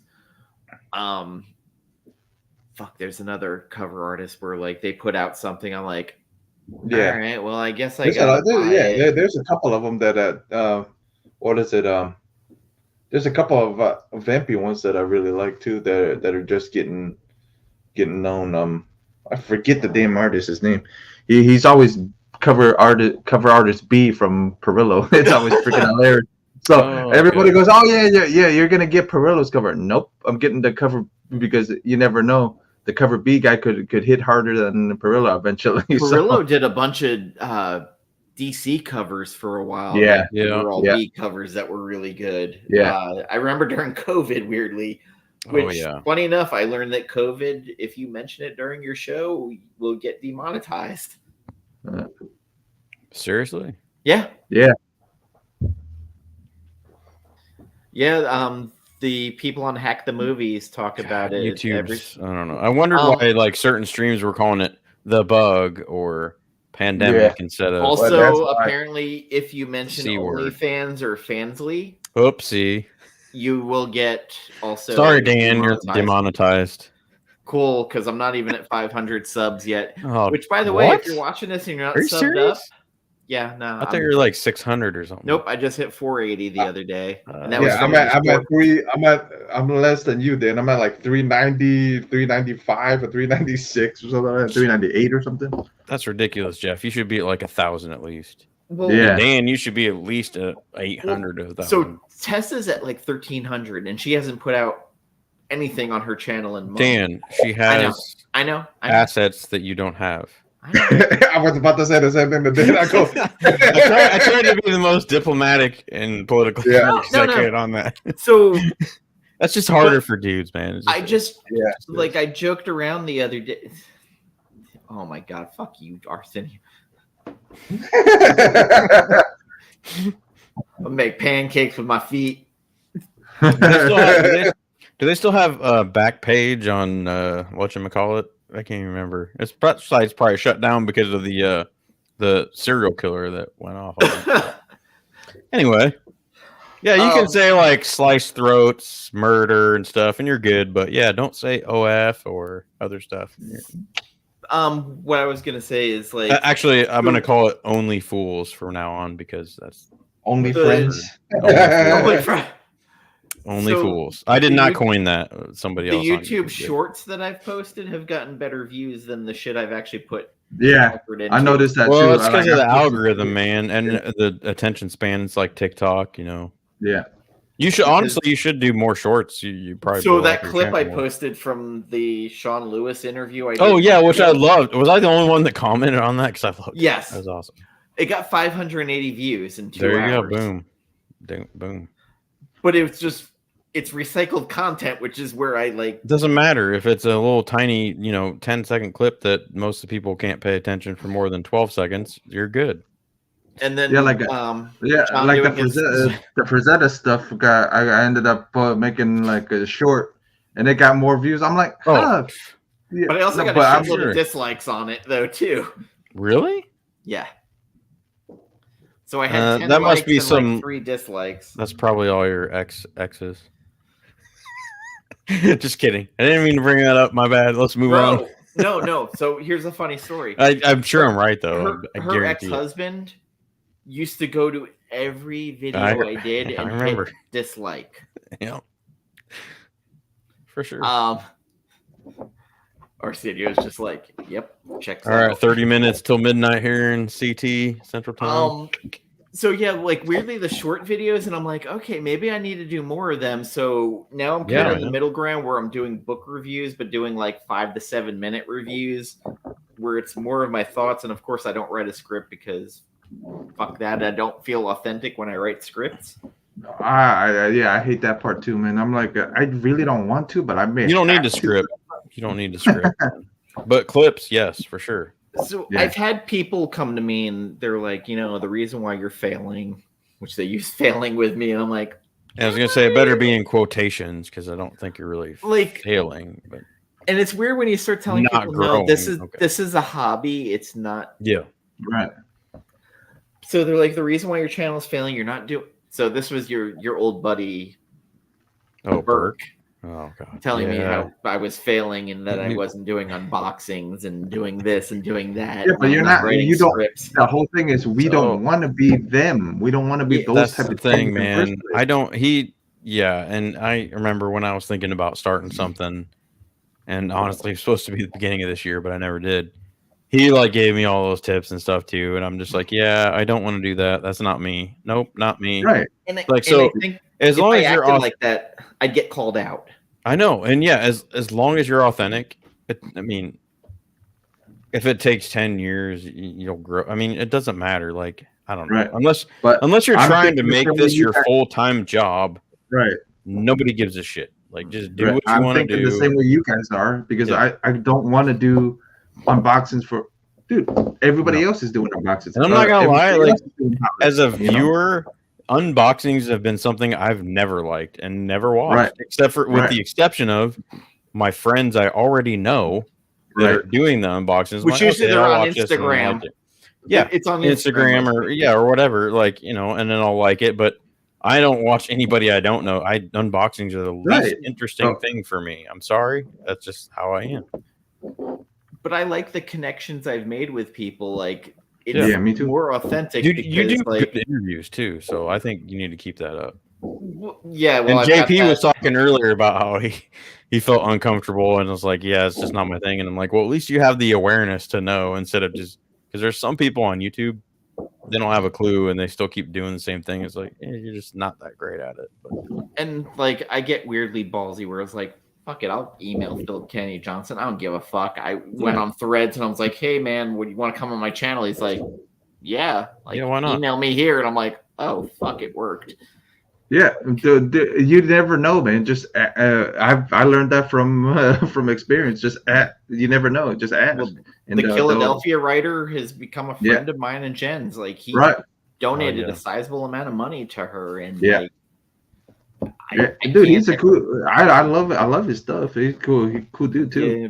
And then, you're in Jen's content. I think is some of the best stuff on your channel. So hopefully in the future, you two do more of that because that'd be great. Well, I was talking when I started the show tonight how I kind of had like this weird moral dilemma when I wanted to bring back the comic show and not having Jen. Right. And I definitely wanted a female presence, and weirdly Tessa was like the first person I thought of because, one, she's super knowledgeable and she has no fucking problem telling me when I'm wrong or putting me in my place. True. So, see, originally that's what the Extreme Nerd Table was. Yeah, originally that was supposed to be what the Extreme Nerd Table was. Female perspective, older collector's perspective, and then mine, and then somebody else. That was originally what it was supposed to be, but it ended up. You saw what it ended up becoming. Yeah. I'm like, I'm gonna listen. Will stole Jen from me, like. Will and his dad scouted her on my channel and they stole her from me. And then Jen started her own channel and her and Mars did their thing. And I always liked Mars and her thing. It was fun. Because you know what? Maybe you need to do Mrs. Bird City Comics. Get her on there. I have beef with Bird City. What? You don't say. Let do dish. Oh no, their shop did me fucking wrong. Oh, that's not good. Wait, you mean her husband or? I consider her, since she considers herself Miss Bird City, part of the shop. Really? But when you forget to ship my shit out and leave it for 2 months and they go, oops, it was sitting on a shelf. Sorry. Oh my God.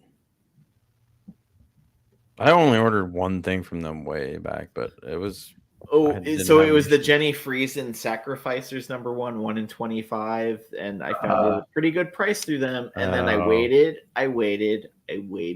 Was it not available after that? No, it was available. It was just they gave me the oops, like we just forgot it. Jesus. They hook you up with any discounts or? No, they give me a fucking thing. Oh. So I kind of. That sucks. It was the way they responded to my email, which bugged me more than anything. I don't want to hear oops. I just want to hear. So they actually typed oops in the damn email. I'm sorry. I'm sorry. We'll make it right. That's all. Yeah. That would be a more professional one. I'm sorry or whatever. Yeah, that would have been better. But not no. Our apologies. We'll make it right. It wasn't even so much of like I wanted anything in return, but when you just write oops, we found it sitting on a shelf. We forgot it. Oh. I paid $50 for a book. I kind of. That sucks, man. It just rubbed me the wrong way. I hear you. Yeah, horrible. So I will say a comic store I've had like super great interactions with.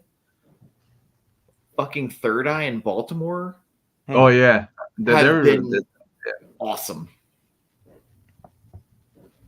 I've ordered toys from them now. Like, not easy to find toys. Like, they're doing toys, records now, and everything. Sweet. Shipping, real quick. You get step-by-step of where it's at emails. Good. Which That's I appreciate. What it's supposed to be. Yeah. Yes. Oh, speaking of that, which sort of different subject, but kind of on the subject. If you were looking for a bourbon or whiskey or whatever, I found a new site, which is where I got this cowboy bourbon from. And and actually 2 bottles now, but sipwhiskey.com. Oh, I've And seen them. I thought it was like one of them fake, phony phishing. No, dude, they're good, and they do everything you say, like emails, tracking number, like super quick.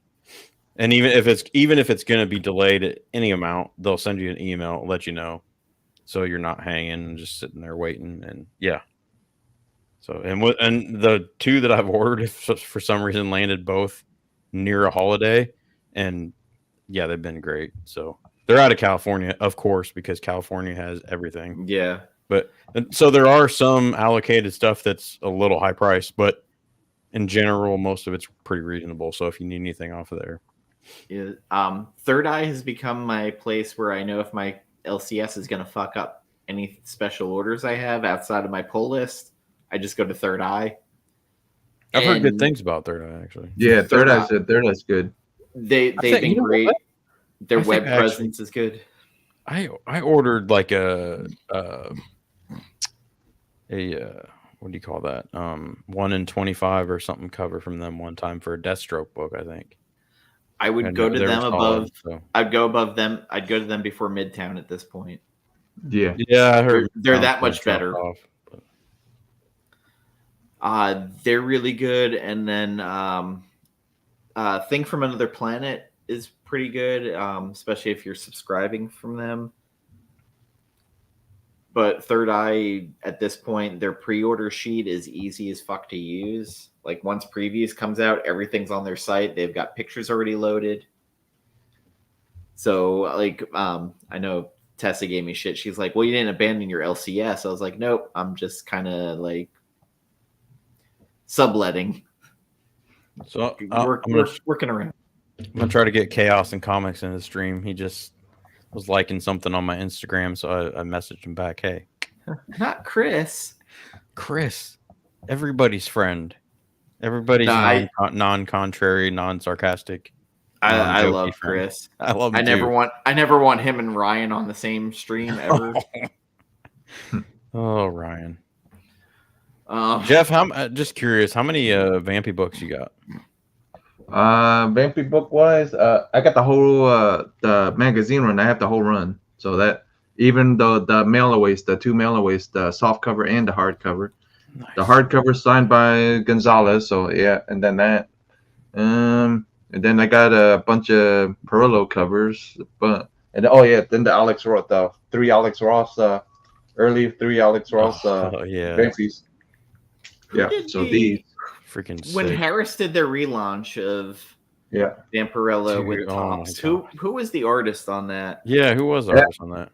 Adam. There was Adam Hughes on it. There was a bunch of artists on there. There was the artist. It was the initial launch. I couldn't remember who it was with the relaunch when they had the Jack Kirby comics. Yeah, it was. Hughes did a bunch of those covers, and then they did a Buzz.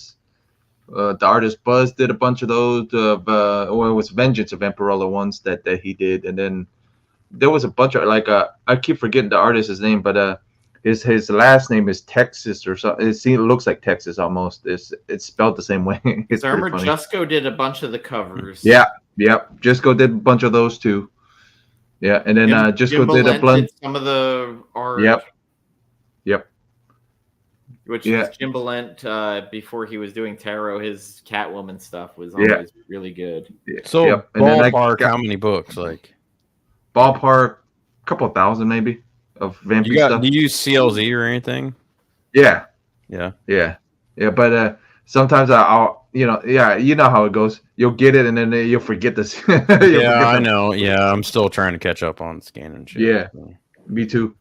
I'm just redoing it since I'm going to be selling about 2/3 of my books. So. Because I got a bunch of Vampy stuff, a bunch of Batgirl art too. So it's Batgirl art stuff too. So it's Dave now. Dave Stevens is the one I'm going after this year. A little bit of Dave Stevens stuff. Yeah. Nice. Some of his stuff is affordable, so it's not like it's not unaffordable. Yeah. You know what I mean? So. Still, I think the best Batgirl cover I have is that one that they actually recalled. I can't remember the number on it. But, Oh yeah, the Joker one. yeah, the facsimile The Joker. Raphael Batgirl. Albuquerque. Yes. Yeah. That's my I've always favorite liked that cover. Yeah. It was a great cover, but the fucking Batgirl team was like, "Oh, this is." Oh, I know. And then the dude eventually gets kicked off of DC for grooming women. Yeah, that's. Yeah. I mean, and then what was the? and then the name Texera or Yeah. Tahara? Is that how you pronounce that? Tahara? Yeah. Texera. He used to do the old Or Ghost Rider Texera. movies. Yeah. Yeah, that's right. Yeah. Yeah. That's I think the, it's actually Tehera, but Yeah, him Yeah, and that's the Javier other artist. Salteras. yeah, Not that's sure the on that other pronunciation. vampire artists that are pretty like.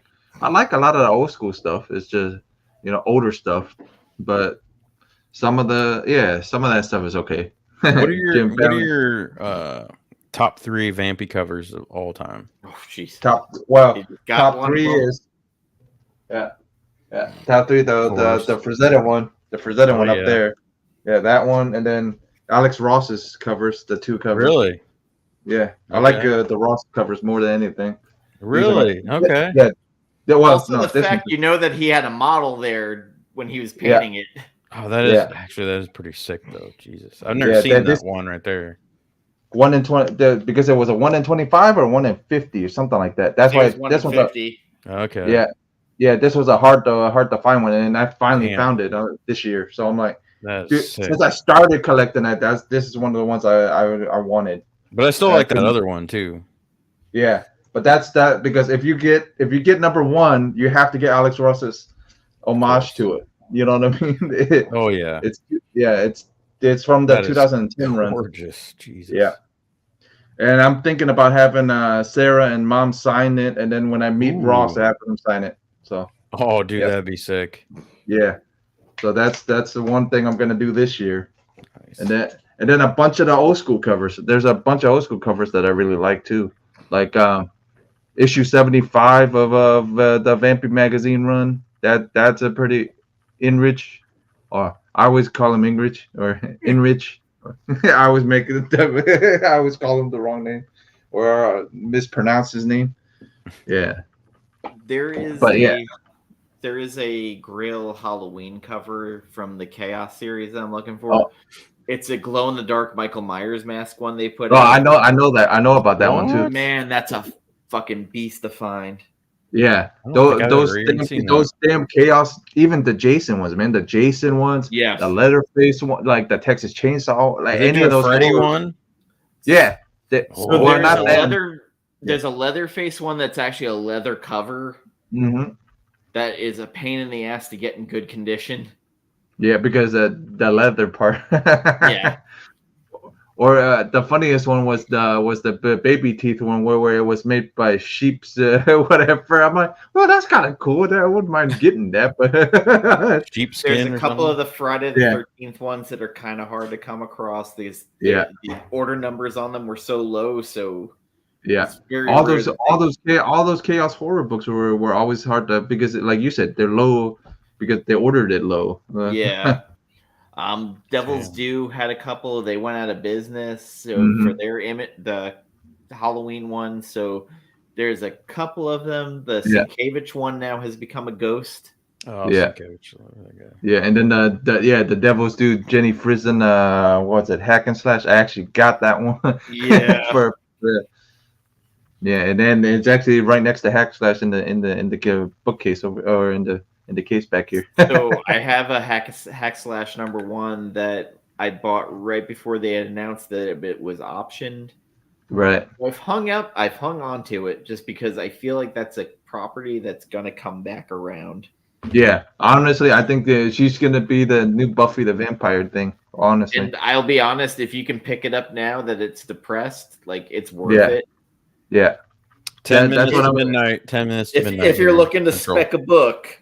Yeah, but that's one I need to pick up this year too, because I got almost all the first appearances in the back case already. Jeff, that's the only one I done. You need to put something on your wall there next to your Detolf. It's a little empty. Yeah, on the other side, the right side. Yeah. This one, I do. Didn't you used to have something up there or no? Yeah, it did. It fell. Okay. Oh, it fell. Oh shit! All right. Yeah, it fell. So I gotta I've put heard some. Frankenstons. I've heard that Frankenstein's is a great show to go to on the weekends. I've heard that too. I know a bunch of guys in the LA area who go over there and basically dig for hours. By the way, I messaged JoJo because I think she's still up. She might stop by, maybe. I feel so bad that her fucking storage place. Oh yeah. Oh yeah, dude, that's so shitty. Luckily though, like most of the stuff she really cares about didn't really get hit. And I mean, I'm not gonna lie, she was the Tenant Steelbook I sent her was fine. So that was near and dear to her heart, and I love that. I love talking to her about Halloween when I had to do my Loomis impersonation. Oh god. Oh, your Loomis is still pretty. That's one of the clips I cut and posted up. I was glad we got her on for one episode. Dude, I'll even scour some of your shows and do some clips and post them on Reels. I don't care. There's a couple I don't ever want to see the light of day. Well, don't worry, I'm not going to be in them. So no, not with you. I'm not going to be talking about certain people. No, like the one where I called out my ex's husband who she was still with. Oh, like there was some dumb shit I did early on where I was just high on my own supply, I guess.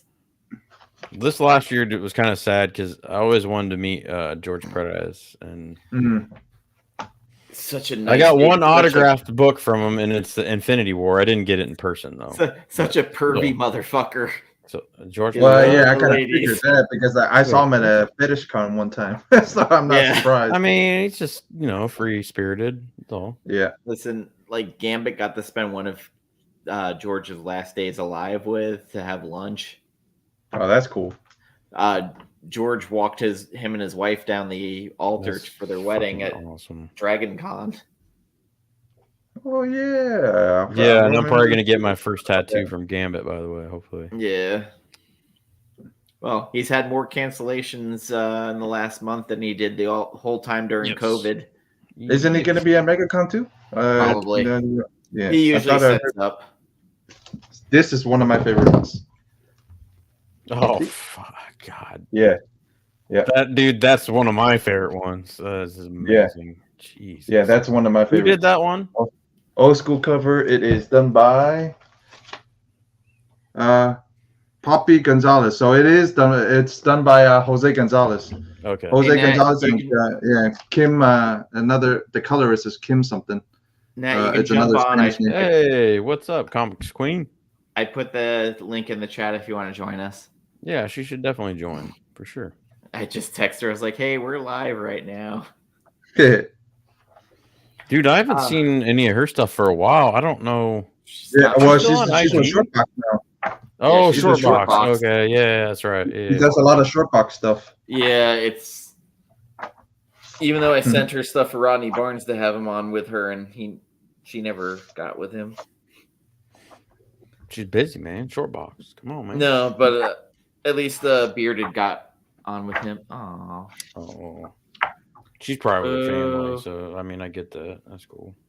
Well, thank you for stopping by. Nat, I miss you. It's been forever since we've actually stopped to talk. But my favorite story is this one. Wait. Behind this one. Oh. My favorite story is behind this one. God, yeah, it's Kenkeli and it's a Frazetta one. It's a Kenkeli and Frazetta. Because Frazetta had took this painting from him and said the female's face doesn't show enough emotion or enough surprise in the face. So he yanks it from Kenkeli. He goes and changes it. But Kenkeli and him have felt like Kenkeli's always been mad at him for doing this to this painting. And he's like, been what mad. is going on there? I need to know the story behind that book. Yeah. So Bernie Wrightson's another one where his art's not super expensive depending on what it is of. Yeah, I like Wrightson too. There's some Swamp Thing stuff, and weirdly, his most expensive stuff is the Stephen King stuff he did. That's hilarious. It's like you would think his Swamp Thing stuff would be expensive. No, because people love the Dark Tower. And he did the art for that, and then Cycle of the Werewolf. Oh yeah. Or a silver Dude, bullet or whatever they want. it's only 5 till midnight, and I'm actually gonna make it before I have that cowboy bourbon. That's crazy. Always good. Whew. Crazy. That stuff will probably send me over real quick, and I'll just dip out like I did last time. But Wrightson's one I like, and there's some older Swamp Thing art that I look at occasionally, and I want to buy, but I can't. Yeah, we all look, man. We all look. I've looked at so much shit I can't buy. When Tessa was here, I showed her all this Nick Cardy art that one of my art dealers has, and she was like, "Nope." Kavi got me into fucking the art, and yeah, man, I was looking for weeks. I was looking at shit. I'm like, ooh, I want that, and then I look at the price. I'm like, nope, and move on. I was like, but yeah, a lot of stuff. I had gotten Jen a page from J.H. Williams' Batwoman run, the original work he did on Detective. So I got her a page from that because that's her favorite character. Yeah. And then I got original art from Vengeance of Vampy. The only reason I got that original, like a couple pages from Vampy, was from Unruly Simeon. Oh yeah. Unruly goes because he sent me an AOK, so he sent me because to finish the runoff. He sent me the last couple books, like one of the last couple books to finish the run. So he sends me the book. He goes, "Did you check the box completely?" I go, "No, why?" Lucky I didn't throw it out. The book, and you're like, awesome. He sent me some wild shit because he sent me a $75 variant cover signed by Jason Sean Alexander of Nita Hawes Nightmare blog and a graded Philadelphia 1. I was like, what the fuck? Damn. Yeah. Because Jen was like, hey, someone's asking for your address, and I'm like, who the fuck is asking for my address? Like, I got real angry about it. I was like, well, so you should come then. Yeah, you should make it down Sunday. He's actually gonna come to MegaCon. Oh, yeah. Ooh. Yeah, I did one show with Unruly doing Planetary, and it was fun. Yeah, me and him are gonna probably be talking Vampy all the whole time. We're hanging out with him. He's a cool cat. Yeah, Unruly's really super nice. He sent the first piece of comic art I ever got was from Scott from Hoarder's Hide. That's cool. Deathstroke. It was. Yeah, because you're a big Deathstroke guy. I remember. What issue? I don't know the issue of it, but it's the first one where he took off his mask in front of somebody, I think, and I don't know. For me, it meant a lot, and he knew that when he sent it. But he sent Jen a Swamp Thing page after her cancer revelation. So that was yeah, he's a good dude. He sent me a book too that I read some book with JP, only a few actually issues of it, but I was like, yeah, this is pretty dope. I like it, even though I'm not really into fantasy, this stuff that it was. And he sent me some book which I still haven't read yet, but I'm gonna pass it on to someone in the community for sure. But I can't remember the name of it. Something to do with dragons. I don't know. It's kind of cool though. He talked a lot about his prison time when he was on with me. Some wild shit. I mean, we all got stories. All I kept hearing in my head was Dusty Rhodes doing the hard time speech. You don't know about hard times, brother. Know about hard times. My daddy was a plumber, baby. But so I work the plumbing department. He's a plumber too. So we started talking about fucking fittings. Weird shit. So weird. Oh, it's 1 o'clock or 1 o'clock here. Oh shoot! It's 1 till Central Time here. Well, yeah, it's 1. Oh nope! It just turned midnight on my computer and on my other clock. So I gotta pour. Happy New Year! I gotta pour some of this cowboy. Happy New Year, y'all! Cowboy bourbon. Oh dear Lord! Nectar of the gods. I swear. Yeah, you're gonna be growing here again. Carlito comes down. I'm gonna be dipping out here real soon. Carlito comes down. He's gonna have to hang out with you and Sean, and G-Man comes down. Oh yeah. Oh man, G-Man better come down too. G's won't come down probably until next October. He likes October coming. So this is the most got down on it. Damn it, that's a lot, but it's all right. So I drank a quarter of the bottle of that Buffalo Trace on Christmas Eve. So look at how effing dark that is, even with the damn light shining on it. What's the proof? Yeah, good Lord, 140.9. Woo, Jesus. Hazmat, baby. God damn. Cheers. I thought the 90 proof I had was bad. This is 2 fingers too, so and that's 2 G fat fingers. G-Man brought us something that had what was it? I think 100 proof or 99 proof, something or another, and it was that's that's a made you go here. Like I said earlier, that's high proof, but it drinks like 115 proof or 110. So that's dangerous. Because I went back the next night after I'd tried this, I had a drink of the Jack Daniel's barrel proof, which is like 127, and that was way hotter than this. So this stuff is, I don't know, it's whatever G brought us that brought me. I think me, Sean, we all took shot. He wanted everybody at the table to take a shot with him. I'm like, okay, but oh yeah, I can definitely do some shots, but it's not my preferred way of drinking this stuff. That's one of the things where, like, I know it's so chocolatey. If G-Man messages me separately about something, like, so one of the interviews I did with Rodney Barnes, like, he messaged me and he's like, "Hey man, that was really fucking good," and I was like, "Well, shit, that means a lot hearing from you, like, not in the chat, but you like messaged me about it." And then Sean reposted about it, and I was like, "Oh shit!" Like, I guess. But Rodney also did one of the most craziest fucking unboxings during it. Where he's like, he started opening this bag of comics. He's like, "Yeah, I bought this from Golden Apple. Like, it's just all shit I already had, but I'm rebuying my youth. The first Constantine. He's just pulling all this shit out. The first Green Hulk, dude." And it was just banger after banger, and like John's Comics was like, "Holy shit! Oh, this isn't going to end." Garrison Brothers, I love you. Please hire me to do forklift work. I'm there. I'll move down to Texas right now. Dan Garrison from Garrison Brothers, hire me. Well, you know the guy from Tool has his own winery, and like I saw him. Dude, everybody's got their own shit right now. Yeah, everybody. Well, a lot of them are doing tequilas right now. But I saw him on his own Pacer lift truck. Tequilas are they're popular too. Yep.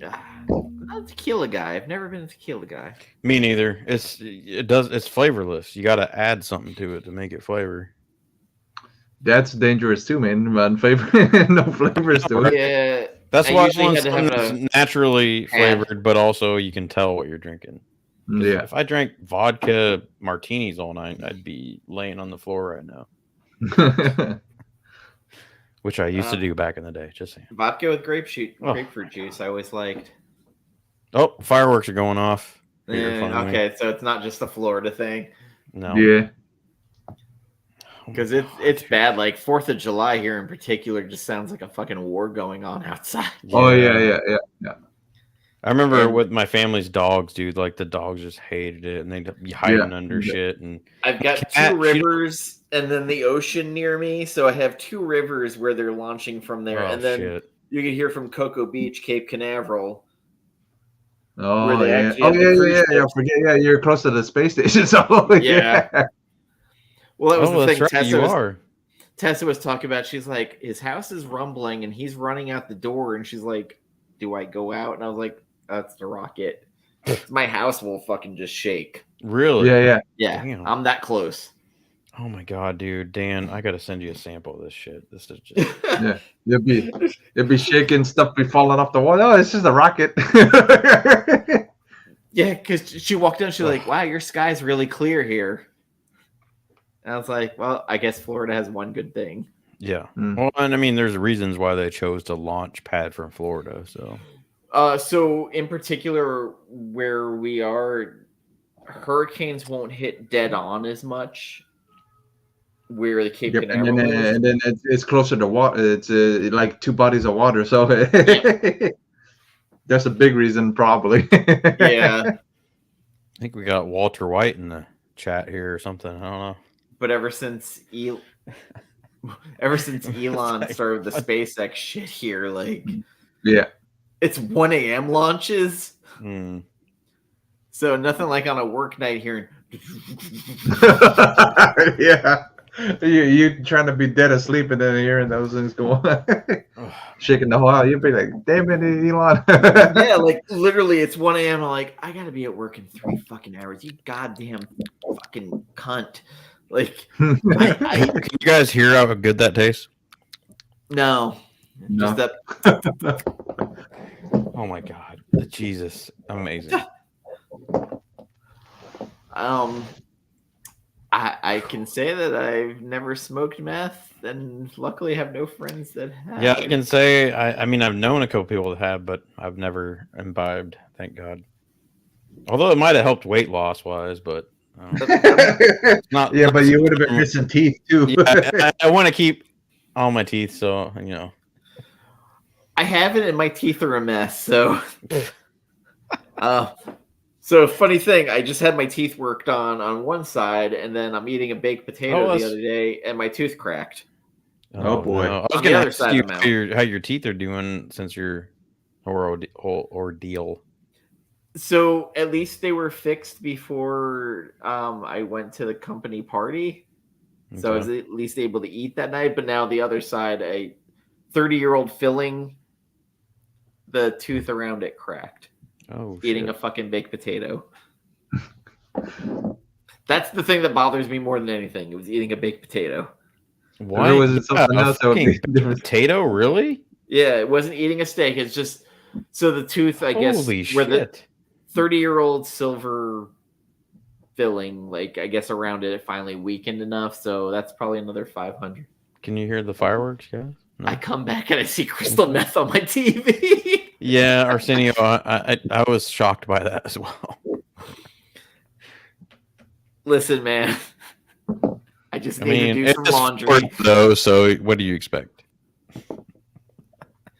Florida man does this. Florida man does that. So the funny thing, Tessa got to meet him at the party. Shit. Who, Arsenio? Yes. Or Highland? No, Arsenio.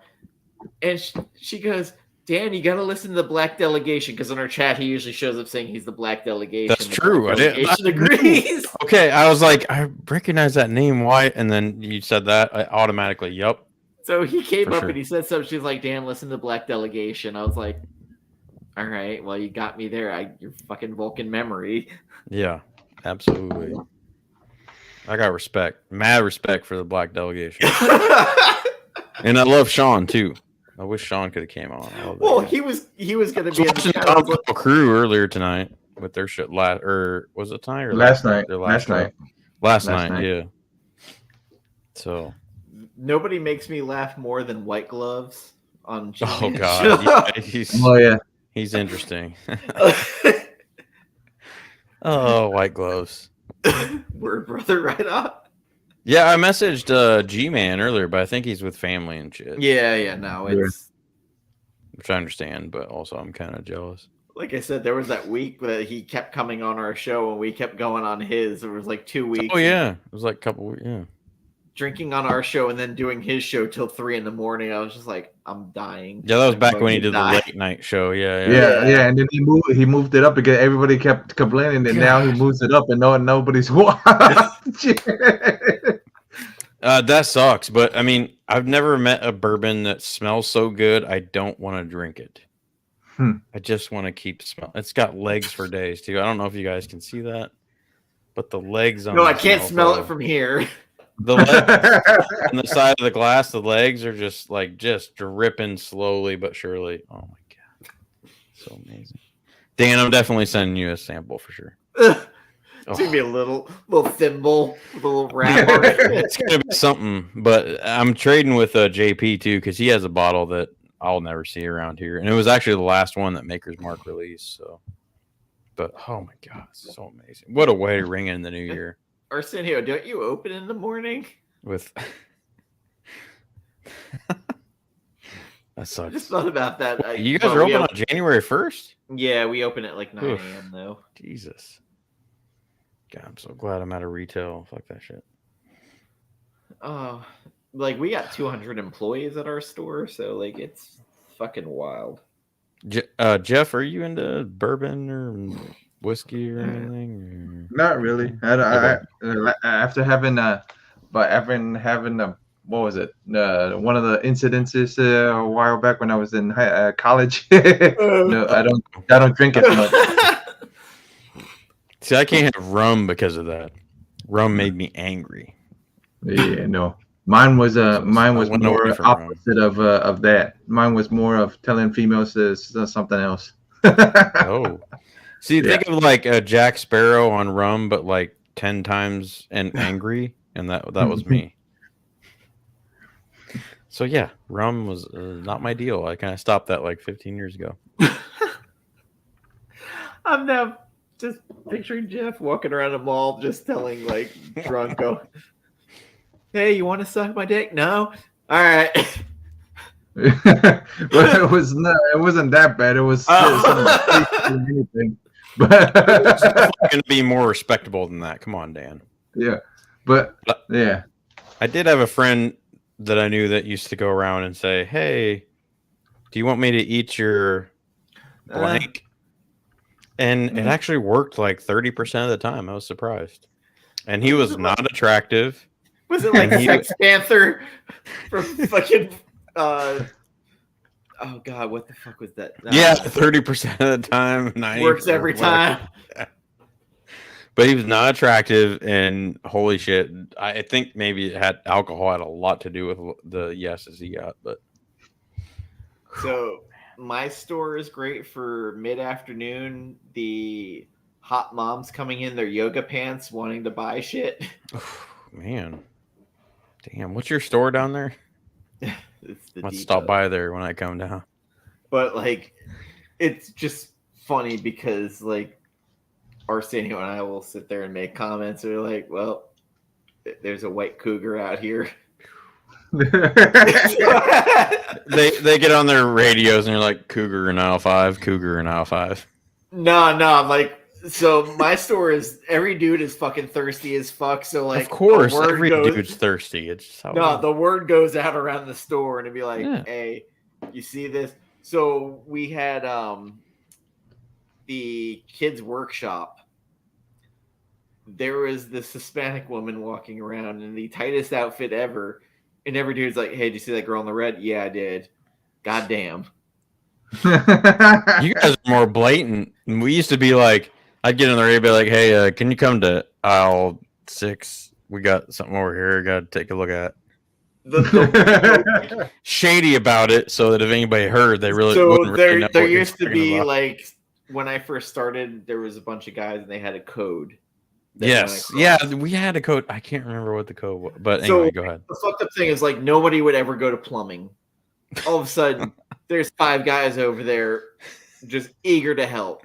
Of course, yeah, and don't know nothing about it. If you see anybody who doesn't matter. If you see a bunch of people up there who aren't loaders, who are like, I'll load that refrigerator. Hell yeah. Dude, I think I picked up many refrigerators and double doors and shit just because I was like, oh, yeah, I can do this.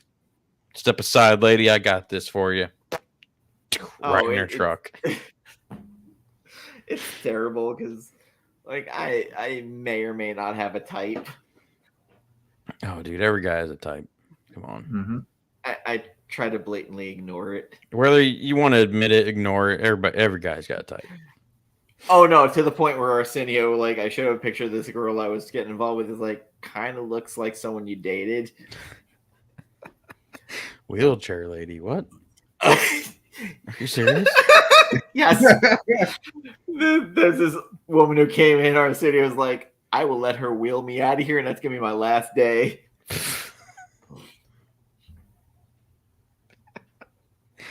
I don't even know why I'm laughing at that, but it's funny. Well, I just picture like Officer and a Gentleman, but her in the motorized wheelchair with him in her lap. Excellent. He's been talking about her for the year I've been back on days. Oh, Jesus. He's like, this wheelchair lady comes back in. I'm out. My last day. Done. Make Out. her walk again. Oh.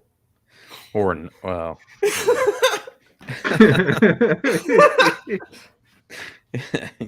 You know what I was going to say. There's another lady at my store that she had her son on FaceTime, and I was like, call me Poppy. Poppy? Well, Hey, yeah. Poppy. Oh, the wheelchair's not even motorized. All right. Like, wait, it's not even motorized? Damn. So she got some strong forearms there, then, is what you're saying. Excellent. Love it. I love it. I'm down with the strong forearms for sure. Chariots of Fire.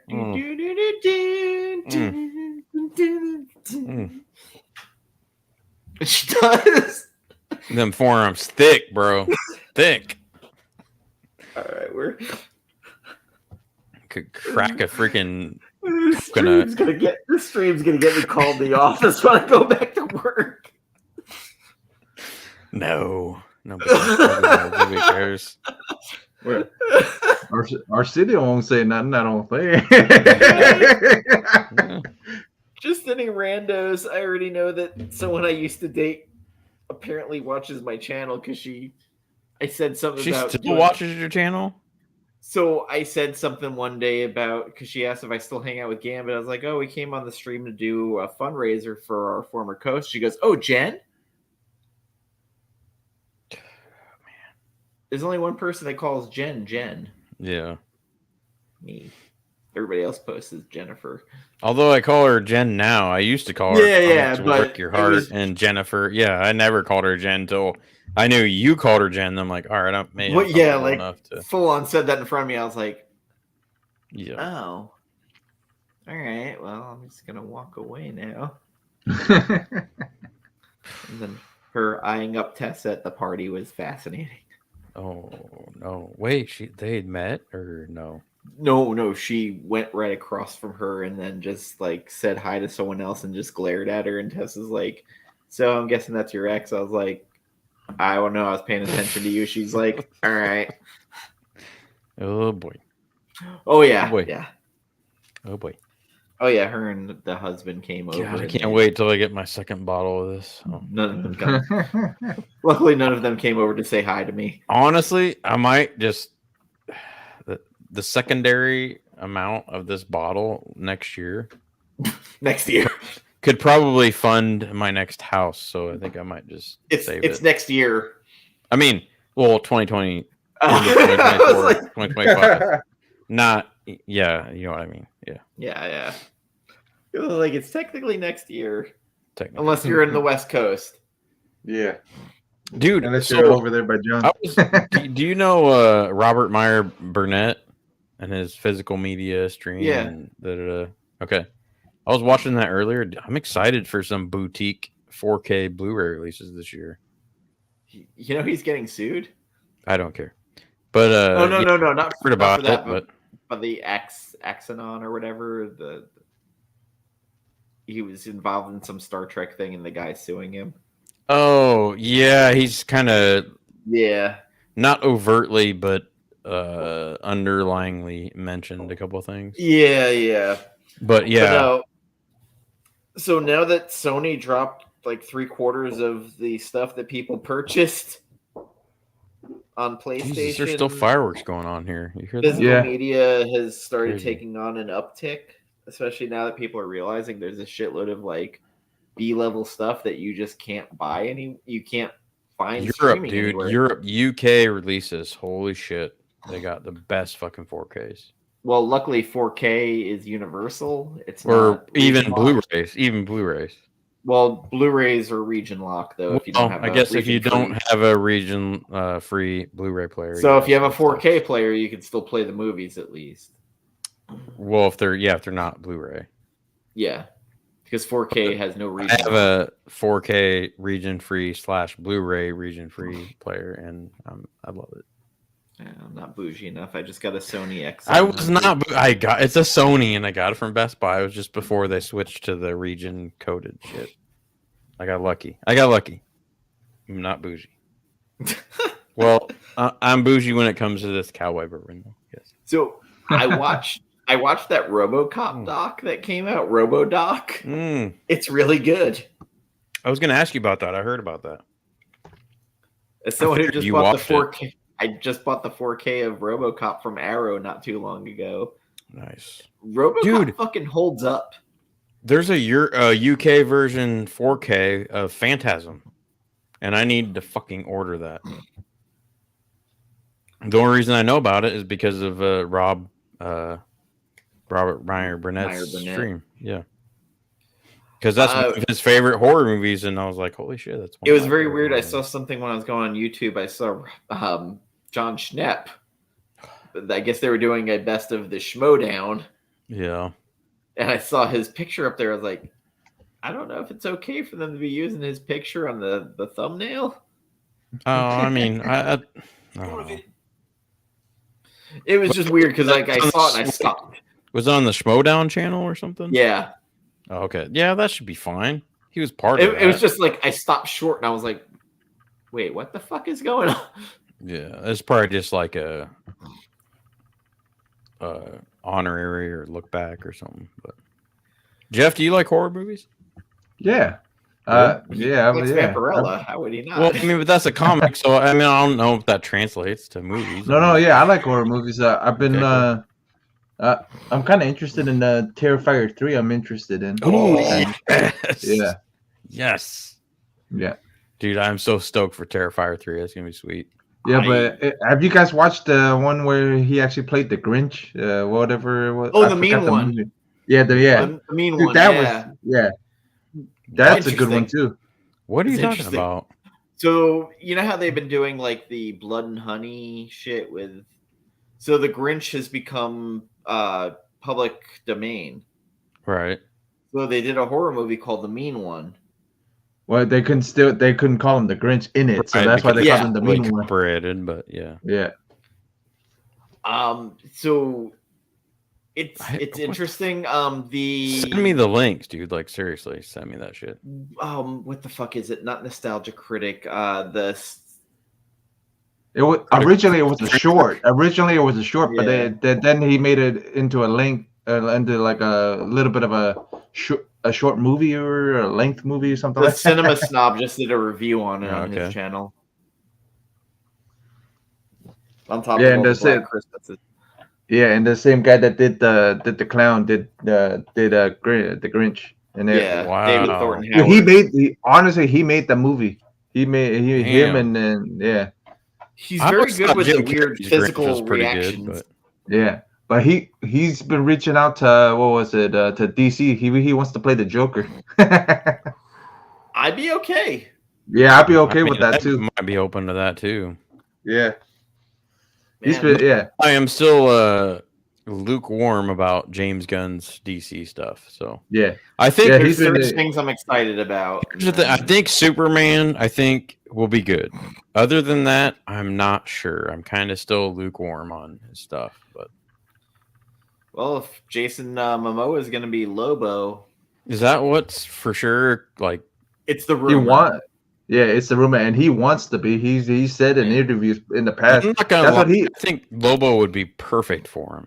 Yeah, but he originally that's what he thought he was going to read for. He didn't know he was reading for Aquaman because he even said at the interview, he goes, I mean, he told them he wanted to be Lobo. So I'm not gonna dog on Aquaman 2 or whatever, but I will say that Aquaman is not the Aquaman that I grew up with or imagined.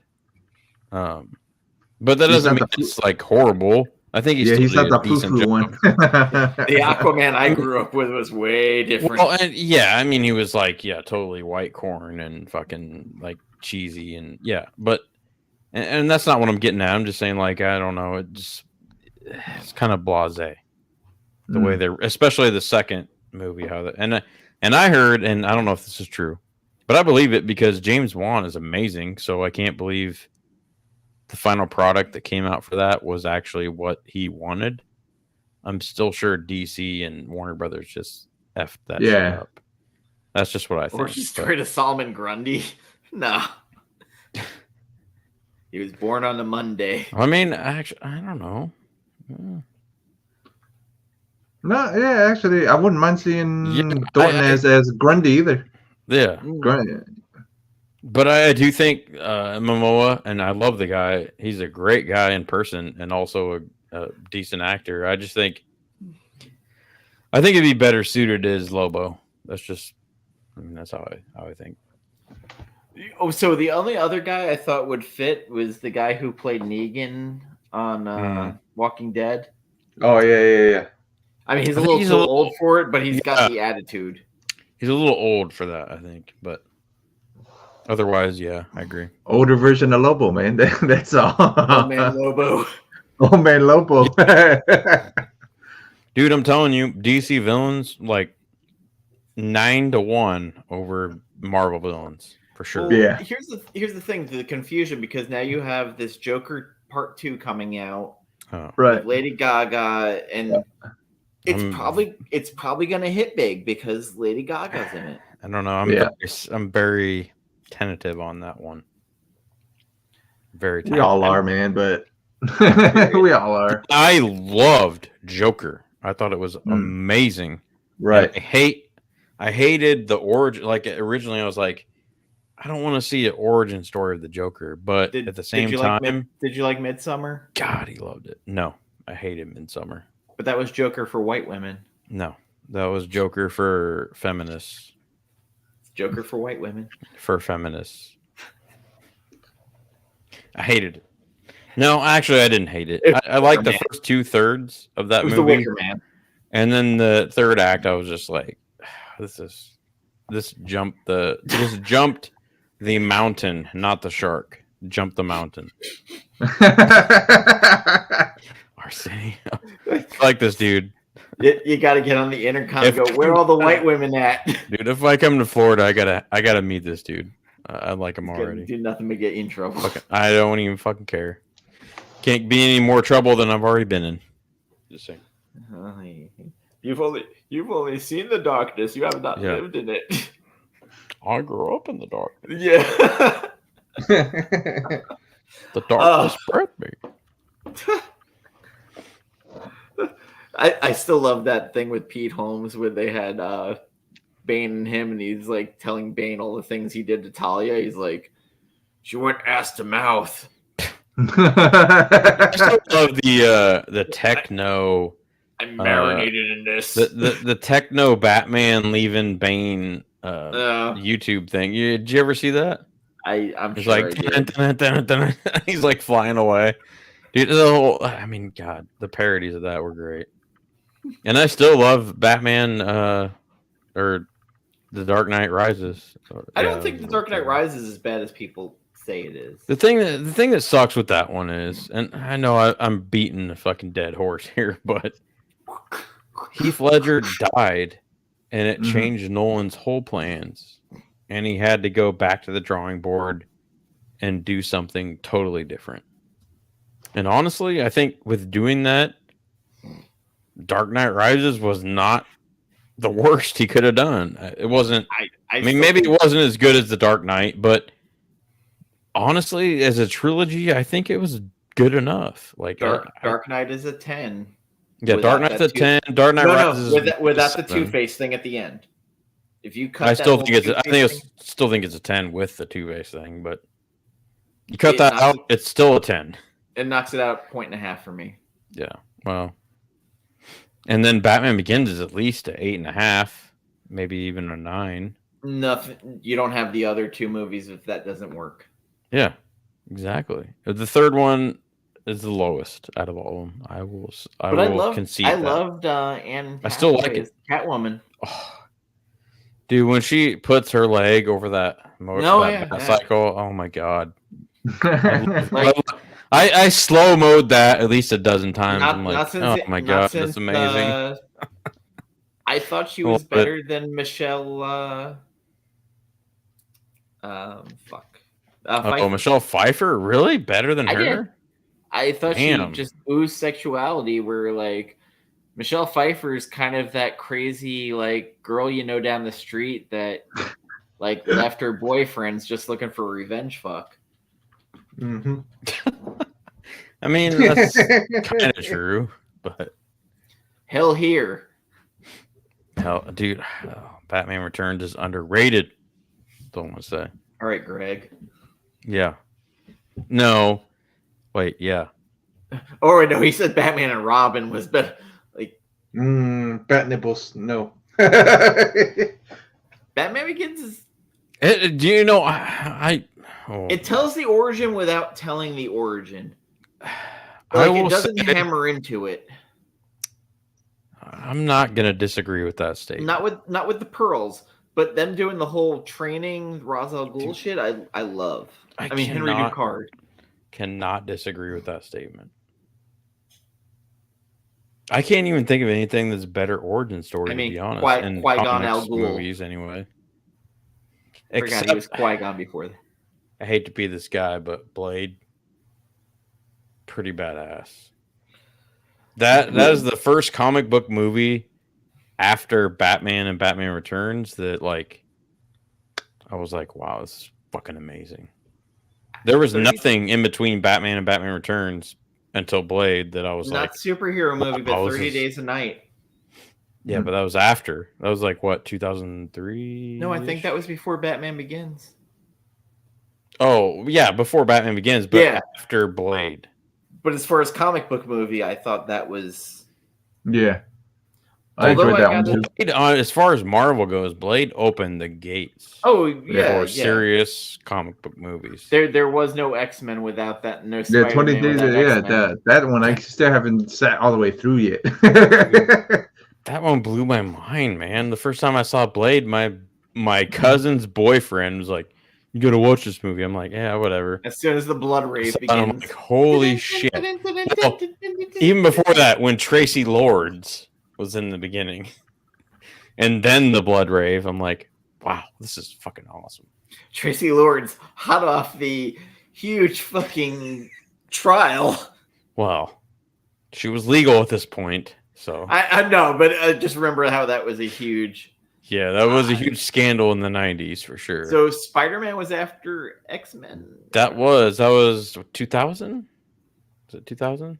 It was right before the World Trade Center fell. So 2000, yeah, because the trailers had the World Trade Center. I had that fucking poster, the double-sided from the theater, because I worked at the theater, and I gave it to my brother. You know what he did with it? He put it up in his garage attic, and then he threw it away after a while and I'm like, dude, you know how much that fucking poster is worth now?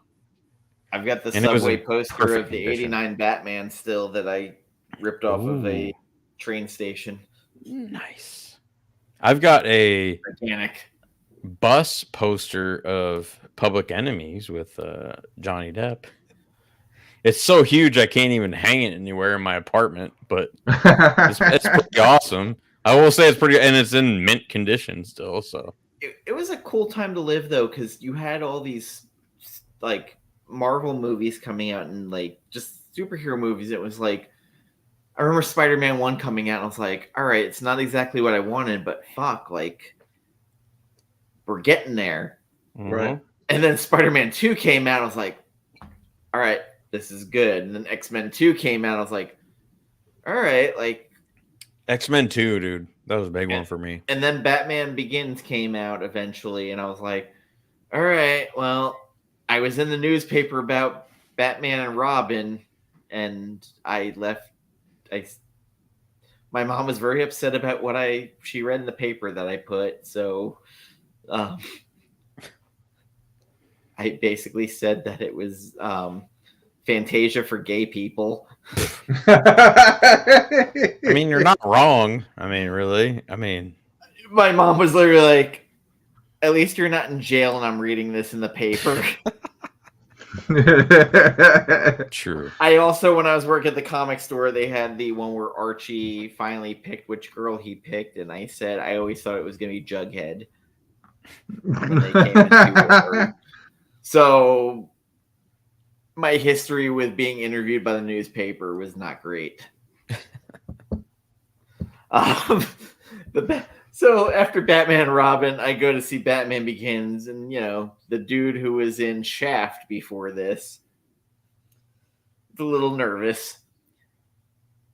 And then I'm watching, I was like, damn, this is fucking earnest. This is like the French Connection.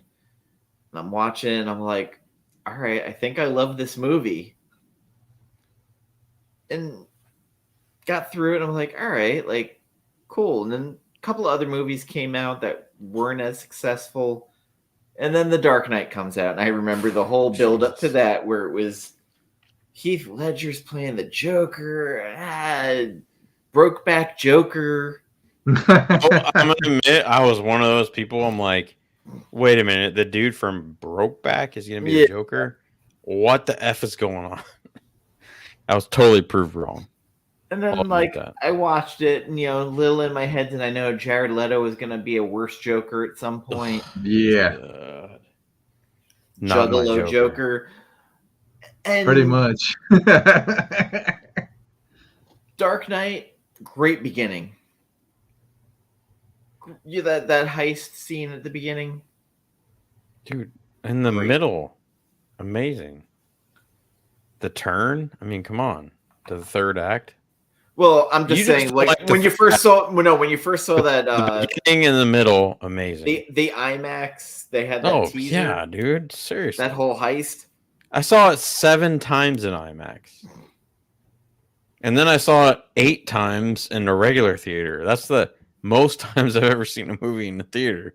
That beat Jurassic Park by like 6 times. So Phantom Menace, it was like Phantom Menace I saw 7 times in the theater. But it was to convince myself that, like, trying to say maybe it was just the mood I was in when I saw it.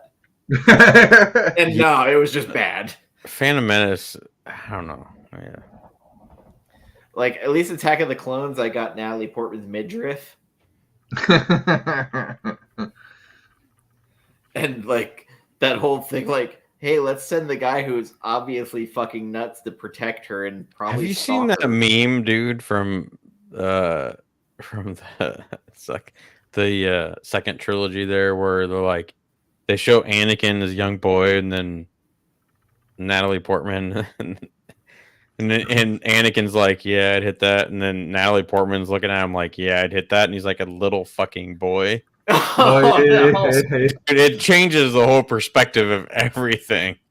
Just like, oof, that's a Florida teacher right there going after a student. Which has been in the news a lot lately. Just saying. Anyway, Jeff, what's your favorite movie of all time? Favorite movie?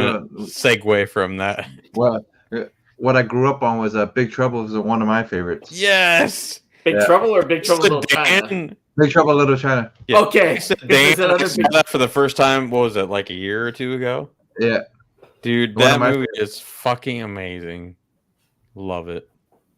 Yeah. Fucking classic. I had him sign an Old Man Burton, and he signed it in Cantonese too.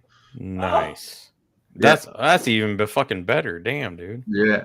He signed it in English and Cantonese. So the damn label says so James Hunt and Lopan signs it. So that's what it says on the slab. Nice. What I love is the fact that, like, they didn't know how to market that movie. And they were really pissed that they realized that, like, Kurt Russell wasn't the hero. He wasn't meant to be. He was supposed to be the idiotic sidekick. And they still billed him as the hero, and people went in, they're like, well, what the fuck? Like, he's not the hero at all. He's an idiot. Right. And that's what's charming about it, is because, like, he's so fucking stupid. Yeah, and they played it so well too. Shawshank Redemption. That's a range, bro. I mean, so Austin Powers too, the spy who shagged me. I respect Shawshank a lot. Unpopular opinion, I think it's a little overrated as far as greatest movie of all time. But that's just my opinion. I do think maybe the greatest adaptation of all time. But greatest movie, I don't know. I have a hard time with Shawshank. I love it. It's great. Don't get me wrong. I just don't think. I gotta give Jeff credit for his dude, look at the Big Trouble. His organization, he's got it like down. Organization is on par, dude. So this is how much I like the movie. So God damn, look at that. Dominican, and then I had James Hunt sign it too. Fuck. I'm still waiting That's for the awesome. 4K to come out of that. Yeah, I got the Blu-ray. I got the Blu-ray. I got the Steelbook UK Blu-ray. already has a 4K, don't they? Yeah, I got the Blu-ray. Steelbook, and then I've got the early version, and then I've got the Thing Steelbook that came out. Yeah, and he signed it in Chinese too because this is a this is a Han's last name in I was gonna say I Cantonese didn't recognize that, so I didn't know what the Right. fuck I was looking at. right there. Yeah, so that's Han in Chinese. Right up, right above his shirt. Nice. Yeah. Are these friends of yours, Mr. Button? Oh, this must be going. Yeah. Oh, Hey, Drac! Happy New Year! Happy New Year, Drac. Is it New Year in Canada right now? I don't know. Depends what part of Canada. I guess. Yeah. Yeah. Depending on that's what part of probably- it. Wait, he's in Toronto, right? Then it's been New Year. Is it Toronto? I don't know. It's been New Year's. But god damn this Texas hug. Oh, Jesus. I'm looking for a girl with green eyes. I'm looking for Garrison Brothers in Texas. I want to work for Garrison Brothers. James Hong's great. Like I Yeah. loved him in Blade Runner. Got that one. Like I was telling you. Wow. Yeah. So he signed it Dude, that's fucking sick. right there, and then he signed Is James that Hunt right. Chinese? Yeah. Cantonese. Cantonese. It's his name in Cantonese. Oh, in Canton. Wait, so It's the same thing. It's it's but- like different dialects and shit, or just Chinese, or no, it's different dialects. There's like Okay. over 1,000 dialects. There's I was gonna say that's the main reason. I wanted to learn some Chinese, and I was like, oh, there's like 1,000 dialects. Yeah, so it probably says that fast. exactly what it says on the slab. Signed by James Hunt and Lo Pan. But That's it's the same sick. person, so that's what's It's funny. awesome though. I love it, dude. Yeah, it's the same person. Chinese got 1,000 dialects, and then like Japanese has like trouble with putting certain emotions into the language. Yeah. Dude, So, but and then I you got him signed the pop too. I don't have the glow in Oh, the dark. I have the wow. pop though, but it Yeah. doesn't glow in the dark. I got then the you glow got in the dark. like Philippine and dude, Yeah. I don't know. There's so many. I want to learn different languages so bad, but then it's like, damn, there's just so I got many. the different- regular- Yeah, there's so many different dialects. Yeah, it's Oh so yeah, hard. yeah. I looked at the old toys too. I've been looking at those old the old 80s toys. So you know Yeah, they- Cantonese and some different dialects and languages. I or know what? Cantonese. That's one dialect. That's a dying dialect. The Cantonese is the dying dialect. Everybody, Is it Mandarin? You know, I some can Mandarin? understand Mandarin, but I can't speak it. I Understand. can understand Okay. it. That's one I was looking at because that's actually pretty common. So I was like, yeah, maybe I should. Yeah, check it's that out. easier. That's easier Yeah. too. That's easier to learn than the Cantonese part. The Cantonese part is going to be a pain in the butt Really? because it's the biggest thing is tones. Like if Ah, there's the tones yeah. too, yeah. Some white dude made a video of the like different tones and like Yeah. it was the same word but just Right. different tones over and over again. I'm like, I could never learn that. No Yeah. There's way. a sideshow then- Jack I'm Burton. not that smart. Yeah, No the fucking tone. way. If you say the tone, the like too high or too low, it could mean a cuss Yeah. word, or it could mean I screwed your mom or something. Right, Like yeah, that. no, yeah, that's literally exactly. Yeah, there's a sideshow Jack Burton, but there's no big Lopan figure. Yeah, that's if it ever a low pan one, that's it. Drac, you need to come on the channel. I mean, honestly, live stream, obviously. Lopan's the best part of the movie. Yeah, I'm on Low Dane's pan, yeah. live stream. Come on. I texted and Jack earlier and I told him to come on, but I was like, that's the one. That's the one I'm wanted to cosplay so far. It's low pan. Which One at least one time. Eventually. that'd be dope, man. Oh, Yeah. there goes Drac. But I was thinking like being the. Hey, Yes. Yes, we got What's Drac going on? Boom. hey, Happy New Year, Drac. Are you in the booth up in Canada? Hello. There? Are you in Hey. the booth? Hey, in a What's going booth? on? In a You're in a booth? booth? I'm not in a booth. You're not in the booth? He's on the porch. It looks like. Yeah. In the porch? Yeah. Oh, you Canadians, you're so nice. I love it. That Arsenio. All right, Arsenio. I just got the 4K of Bram Stoker's Dracula. Ooh, 4K? Wait, how do you get that? It just came out like a couple months ago. Shout The or making of what? is awesome. Is it on Shout? No, it's not Shout. It's from I forget Paramount or whoever. But they I put don't remember seeing a 4K anywhere. Is it like Blu-ray. the original making of thing, or is it a new thing?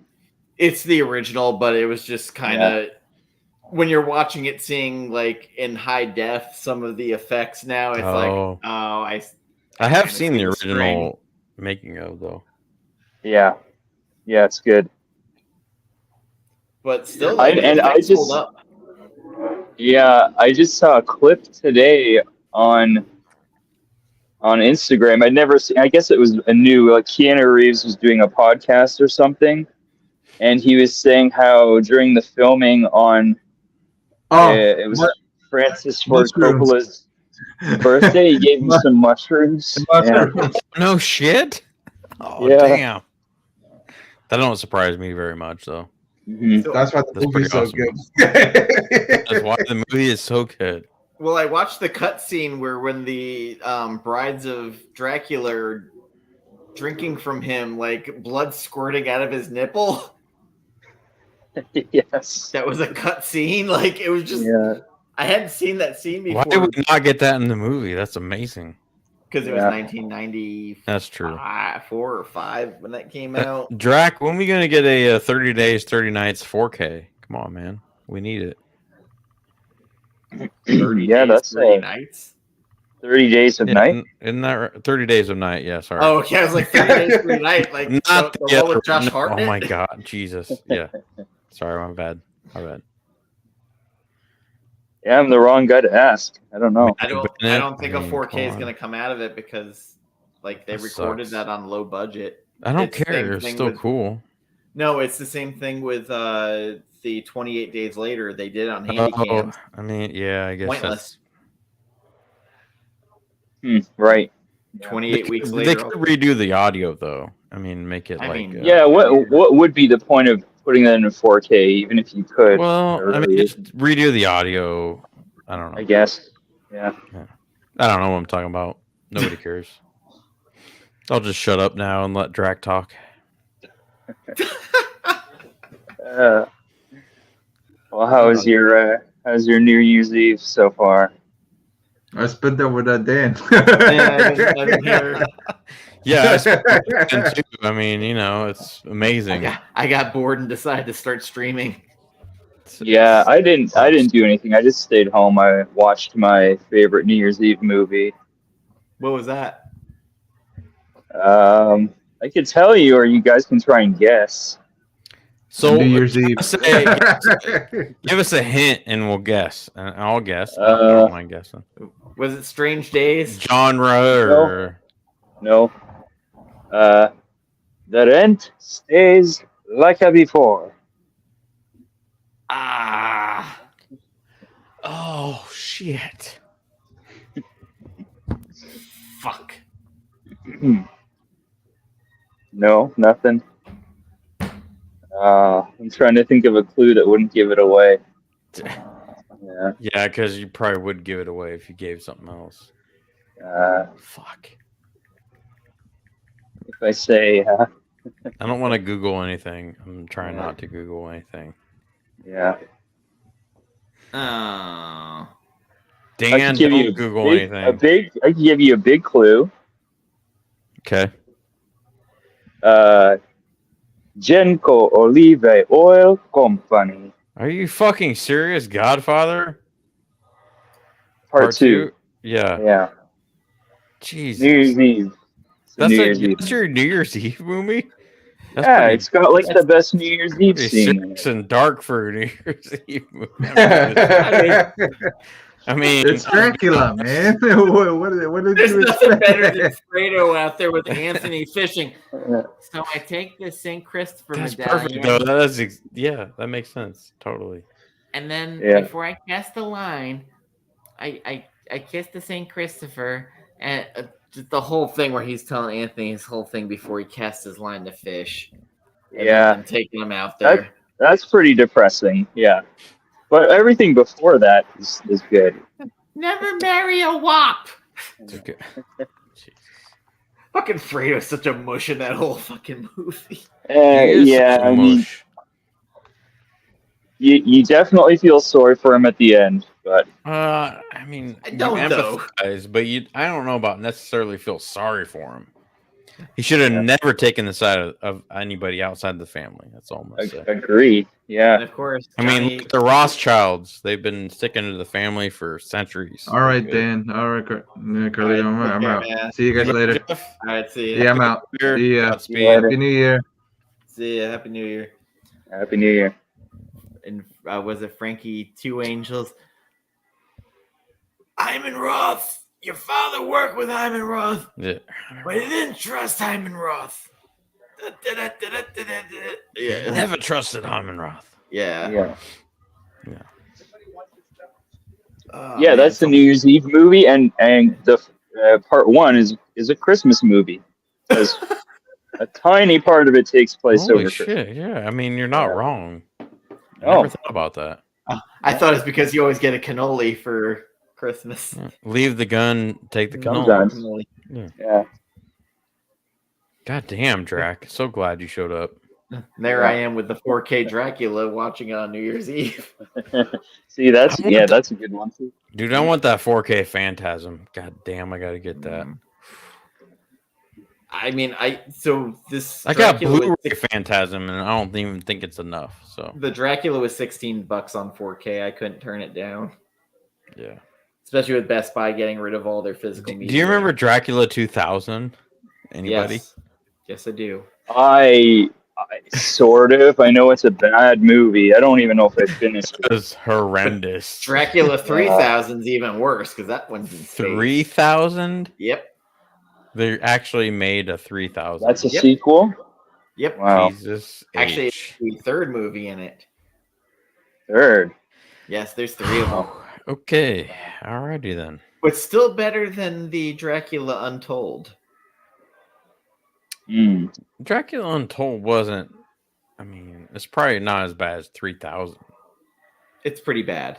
It's bad, but not as bad as 3000. Especially when you're wanting to launch a monster universe. Oh, that's horrible. Yeah. Yeah. And Johnny Depp went and got himself in trouble, and they didn't even bother making that fucking Invisible Man movie. Well, I mean, yeah. Oh, so that was supposed to kick off a whole new monsters thing, right? Yeah. Yep.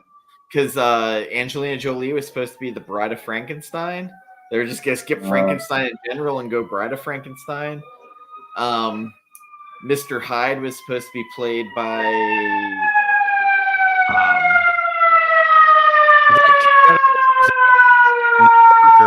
Miami or what? The Russell Crowe. Is that Miami? That's Canada. That's got to be Canada. That's here, yeah. It sounds different than the emergency vehicles in America. Yeah. Yeah, Dracula Untold would have been that's not a great way to start off a whole Well, I think the Mummy with Tom Cruise was supposed to start it too. Are you? Oh, that's right. Oh. Oh shit! I forgot about that. Everybody did. Yeah. Especially when everybody's like, was I like- love that Brendan Fraser version. You know what's so bad is Tom Cruise was totally trying to sell that shit too. He was selling it. He hardcore. believed in it. It just And I don't blame him. everybody was looking for a little bit of that Marvel juju, and that was not it. No, that was not it. Everybody wants a shared universe. I think Marvel would like to get that back as well. 100. Yeah. It's funny because 100%. everybody's like, "Hey, just letting you know, the Marvels wasn't as bad." And I was like, "I haven't even watched it yet. I'll just wait for Ain't it." that bad, but it's just the timing, dude. I'm just going. Same thing I did with Blue Beetle. Same thing I did with Shazam. It's all going to be on streaming. So why am I rushing out to go see it? It sucks because Marvels was okay. Ant-Man 3 was worse. Oh, I will say that. Marvels was not that bad, but at the same time, it just wasn't great either. Nobody cares. Nobody's talking about the Eternals with that big fucking giant figure in the middle of the goddamn ocean. Yes, exactly. Nobody, it just kind of skipped over that. Like, yeah, nobody cares. I don't know. I think Blue Beetle was fun. Honestly, that I like that movie more than the last 3 or 4 Marvel movies, probably. So, I can see that. I haven't seen Blue Beetle, but it wasn't. But I believe you. Enjoyable.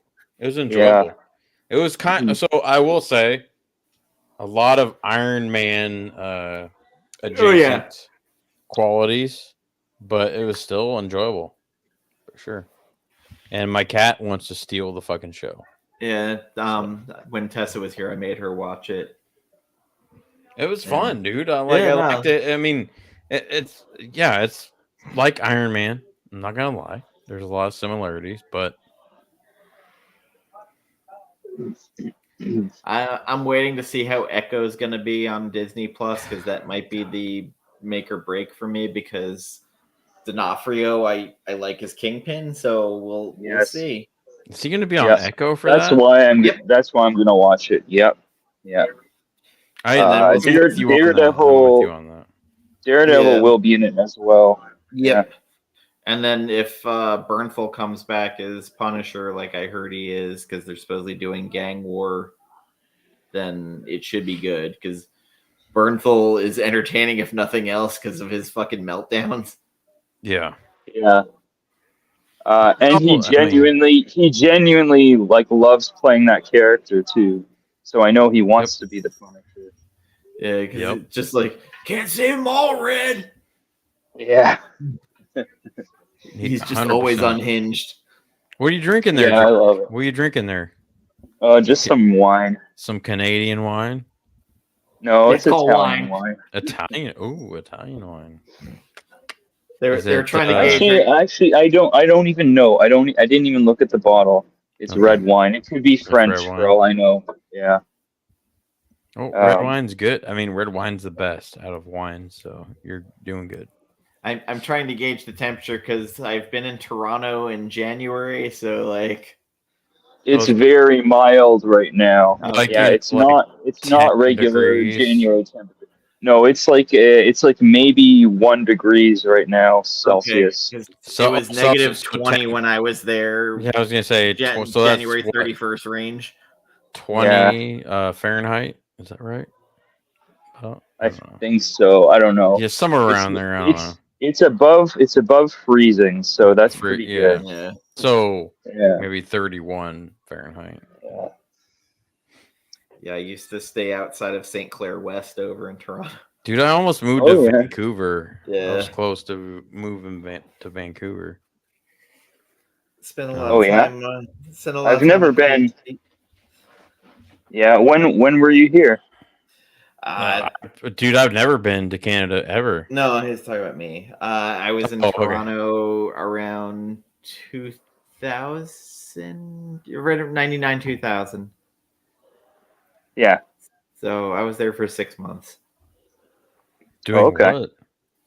Drug sales? I was engaged at the time and I was an idiot and moved to Toronto with her. Oh shit. Finding a job as an American was not easy. You moved for her? I moved from Florida to be in Toronto. All right. Yeah. So. It's usually the other way around. Yeah. So her mom's work was off of Bloor. So it was just like I spent a lot of time around Queen Street and Yonge. I live at Dufferin and Dundas, if you know where that is. I know where that is. Dundas. Yeah, it's Little Portugal. I live in Little Portugal. Little Portugal. Right. Yep. Yeah, it's like weird pockets. Like you have like a very large Polish pocket there, and then there's like Indian, and then there's a very Jewish pocket. Like it's Mm-hmm. it's a Yeah, very we got our interesting melting different pot. neighborhoods. Yeah. So I'm trying to derive a location based off of Letterkenny because that's my experience. So Yeah, I mean that's like small town Ontario, which is very different from Toronto. all right, Yeah, very Yeah, different. 'cause All right. like but downtown I Toronto, it's you can get around easy, and then like the biggest center of the place is the fucking Sky Dome, or Yeah. whatever they call it, the Rogers Center. Oh, dude. So like, Joe, what the fuck was his name? Toronto Blue Jays. Joe Carter. Joe Joe Carter. Carter. Yeah, Joe Carter. You like Joe Carter? Oh yeah, yeah. Oh yeah. Him I and John mean, Olerud. yeah. I mean, they won the World Series back to back and have done nothing. Have done nothing since. So, Exactly. They had Roy Halladay. I like Joe Carter. Yeah. I mean, everybody likes Joe Carter. Come on. yeah. Yeah. John Olerud was a Met for a minute. Yeah. Yeah, I went to the Sky Dome Rogers Center or whatever they're calling it now. For a game against the Angels, the year the Angels were in the World Series. Well, I mean, everyone was like, waiting with bated breath to hear whether Ohtani was coming here because there were so many rumors. Of course, he was never going to come here. And apparently he was never going to New York either. Yeah. As a Mets fan, I kind of expected that because I have a boss who used to be in the Yankee farm system, so the Yankees can never do anything wrong. Right. Oh, It's not. I hear shit constantly. It's like, oh, what's it like rooting for the JV team? Blah, blah, blah. Fuck you. About the Expos. You like the Expos at all? That's Montreal, though. So they're gone.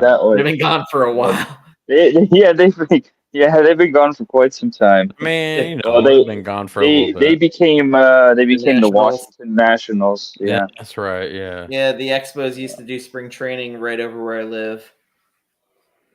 Mm-hmm. So I used to go watch them constantly, and then it was. What'd they do with the old stadium? Anything, or just tear it down, or? Oh, I'm not sure. Nobody goes.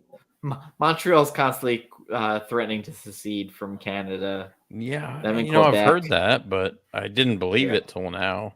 Yeah, they're the Texas of Canada. Oh, okay. Yes. Well, they're very protective of their French heritage and culture. Of course, yeah. If pretty much anyone outside of Montreal, and I guess even in Montreal, it's like, everyone speaks French, and if you're in Montreal, yeah, most people know English as well, but they prefer to speak French. Awesome. Yeah, I had when we went to France, there was a person who was with us who was French Canadian, and they basically got shamed by the French people for speaking mutt French. Yeah, it is. Yeah, it's like it's almost its own language. It's like dirty French. Dirty French. And me speaking barely high school French was even worse. Dude, I can speak like maybe first grade French. Oh yeah, I can't speak any. I took French in school. So I mean, yeah, for a year, dude. I fucking. Tessa, when she was here, speaks French very well, and she started speaking French to me. I was like, listen, my high school brain from 30 years ago remembers none of this. So maybe a 10th of this. I know a couple of words, and then like my brain shuts down. I know more Italian insults than I know French. So do I. Yeah, same here. Yeah. So. And Carlita's gonna learn some Cantonese insults. Eventually, or Mandarin. Mandarin, yes. Mandarin, yeah. Hey, you laugh, but I'm serious, dude. I want to learn some of that shit. So. You should. You. Just keep hanging out with Cantonese Comic Kid. I mean, I'm gonna text him, and be like, "Is this right?" And he'll be like, "No." I'll be like, "Okay, it was right." Like, okay, got it. Sweet. It is. I love learning different languages, dude. I wish the American educational system would teach foreign languages at a younger age, because I think the way we do it is fucking stupid and back-ass words. That's all I'm gonna say. America, fuck yeah. No, America, fuck no, is what I'm saying right now. Listen, I watched Team America. They told me how everything was supposed Yeah, to be. I watched Team America too, and yes, Team America, yeah, fuck yeah, but also fuck no. I know Pearl Harbor sucked, but not as bad as Ben Affleck. Come on, man. It's like, seriously. It's 2 a.m. here, and it's only 1 a.m. Central Time. What's going on? I need to get going to bed. Hey, what time is it where you're at, Drac? In Toronto? It's 2. Yeah, it's 2 o'clock. Oh, damn. I like that you tried to pull the Canadian card. Yeah, I wanted to pull the Canadian card like, hey, Central Canada, like 1 a.m.? No, it's 2 a.m. Eastern. No, God Eastern Standard Time. Shit. No, if he was in Quebec, it'd be Central. Yeah, I wish it was in Quebec or like, the western side of Canada, but no. No, Canada does have its own time zone, though. Newfoundland has its own time zone that is 30 minutes ahead. Oh. Which always makes me laugh because everybody who does the Canadian impression, it's actually they're making fun of the Newfoundland people. That's kind of true. That's kind of true. Yeah, largely. Yeah. What's it all about? Oh, okay. About. So that's South also Park, the northern Minnesota accent. As well, though. It is. Like if you've seen far, you got a booth over there. I mean, come on. Oh no, what you guys doing over there? Oh no. Sounds like Wisconsin, kind of northern Wisconsin. Yeah.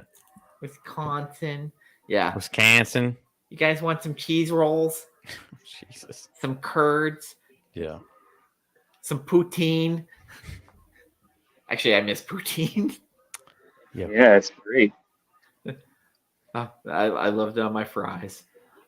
Drac, thanks for joining us, man. Yeah, thank you for popping in. Sometime we're gonna have to do a horror movie. Dude, we got to get along thing. One of our channels because the Dracula one. There's nothing I like more than talk about Anthony Hopkins unhinged. Yeah, absolutely. I beheaded the whore of Satan. That was my wife. Whoa. Thank you everybody who tuned in for the last 3 hours. 3 hours? Oh, damn. Yeah. Happy New Year. The West Coast, you should be ringing it in soon.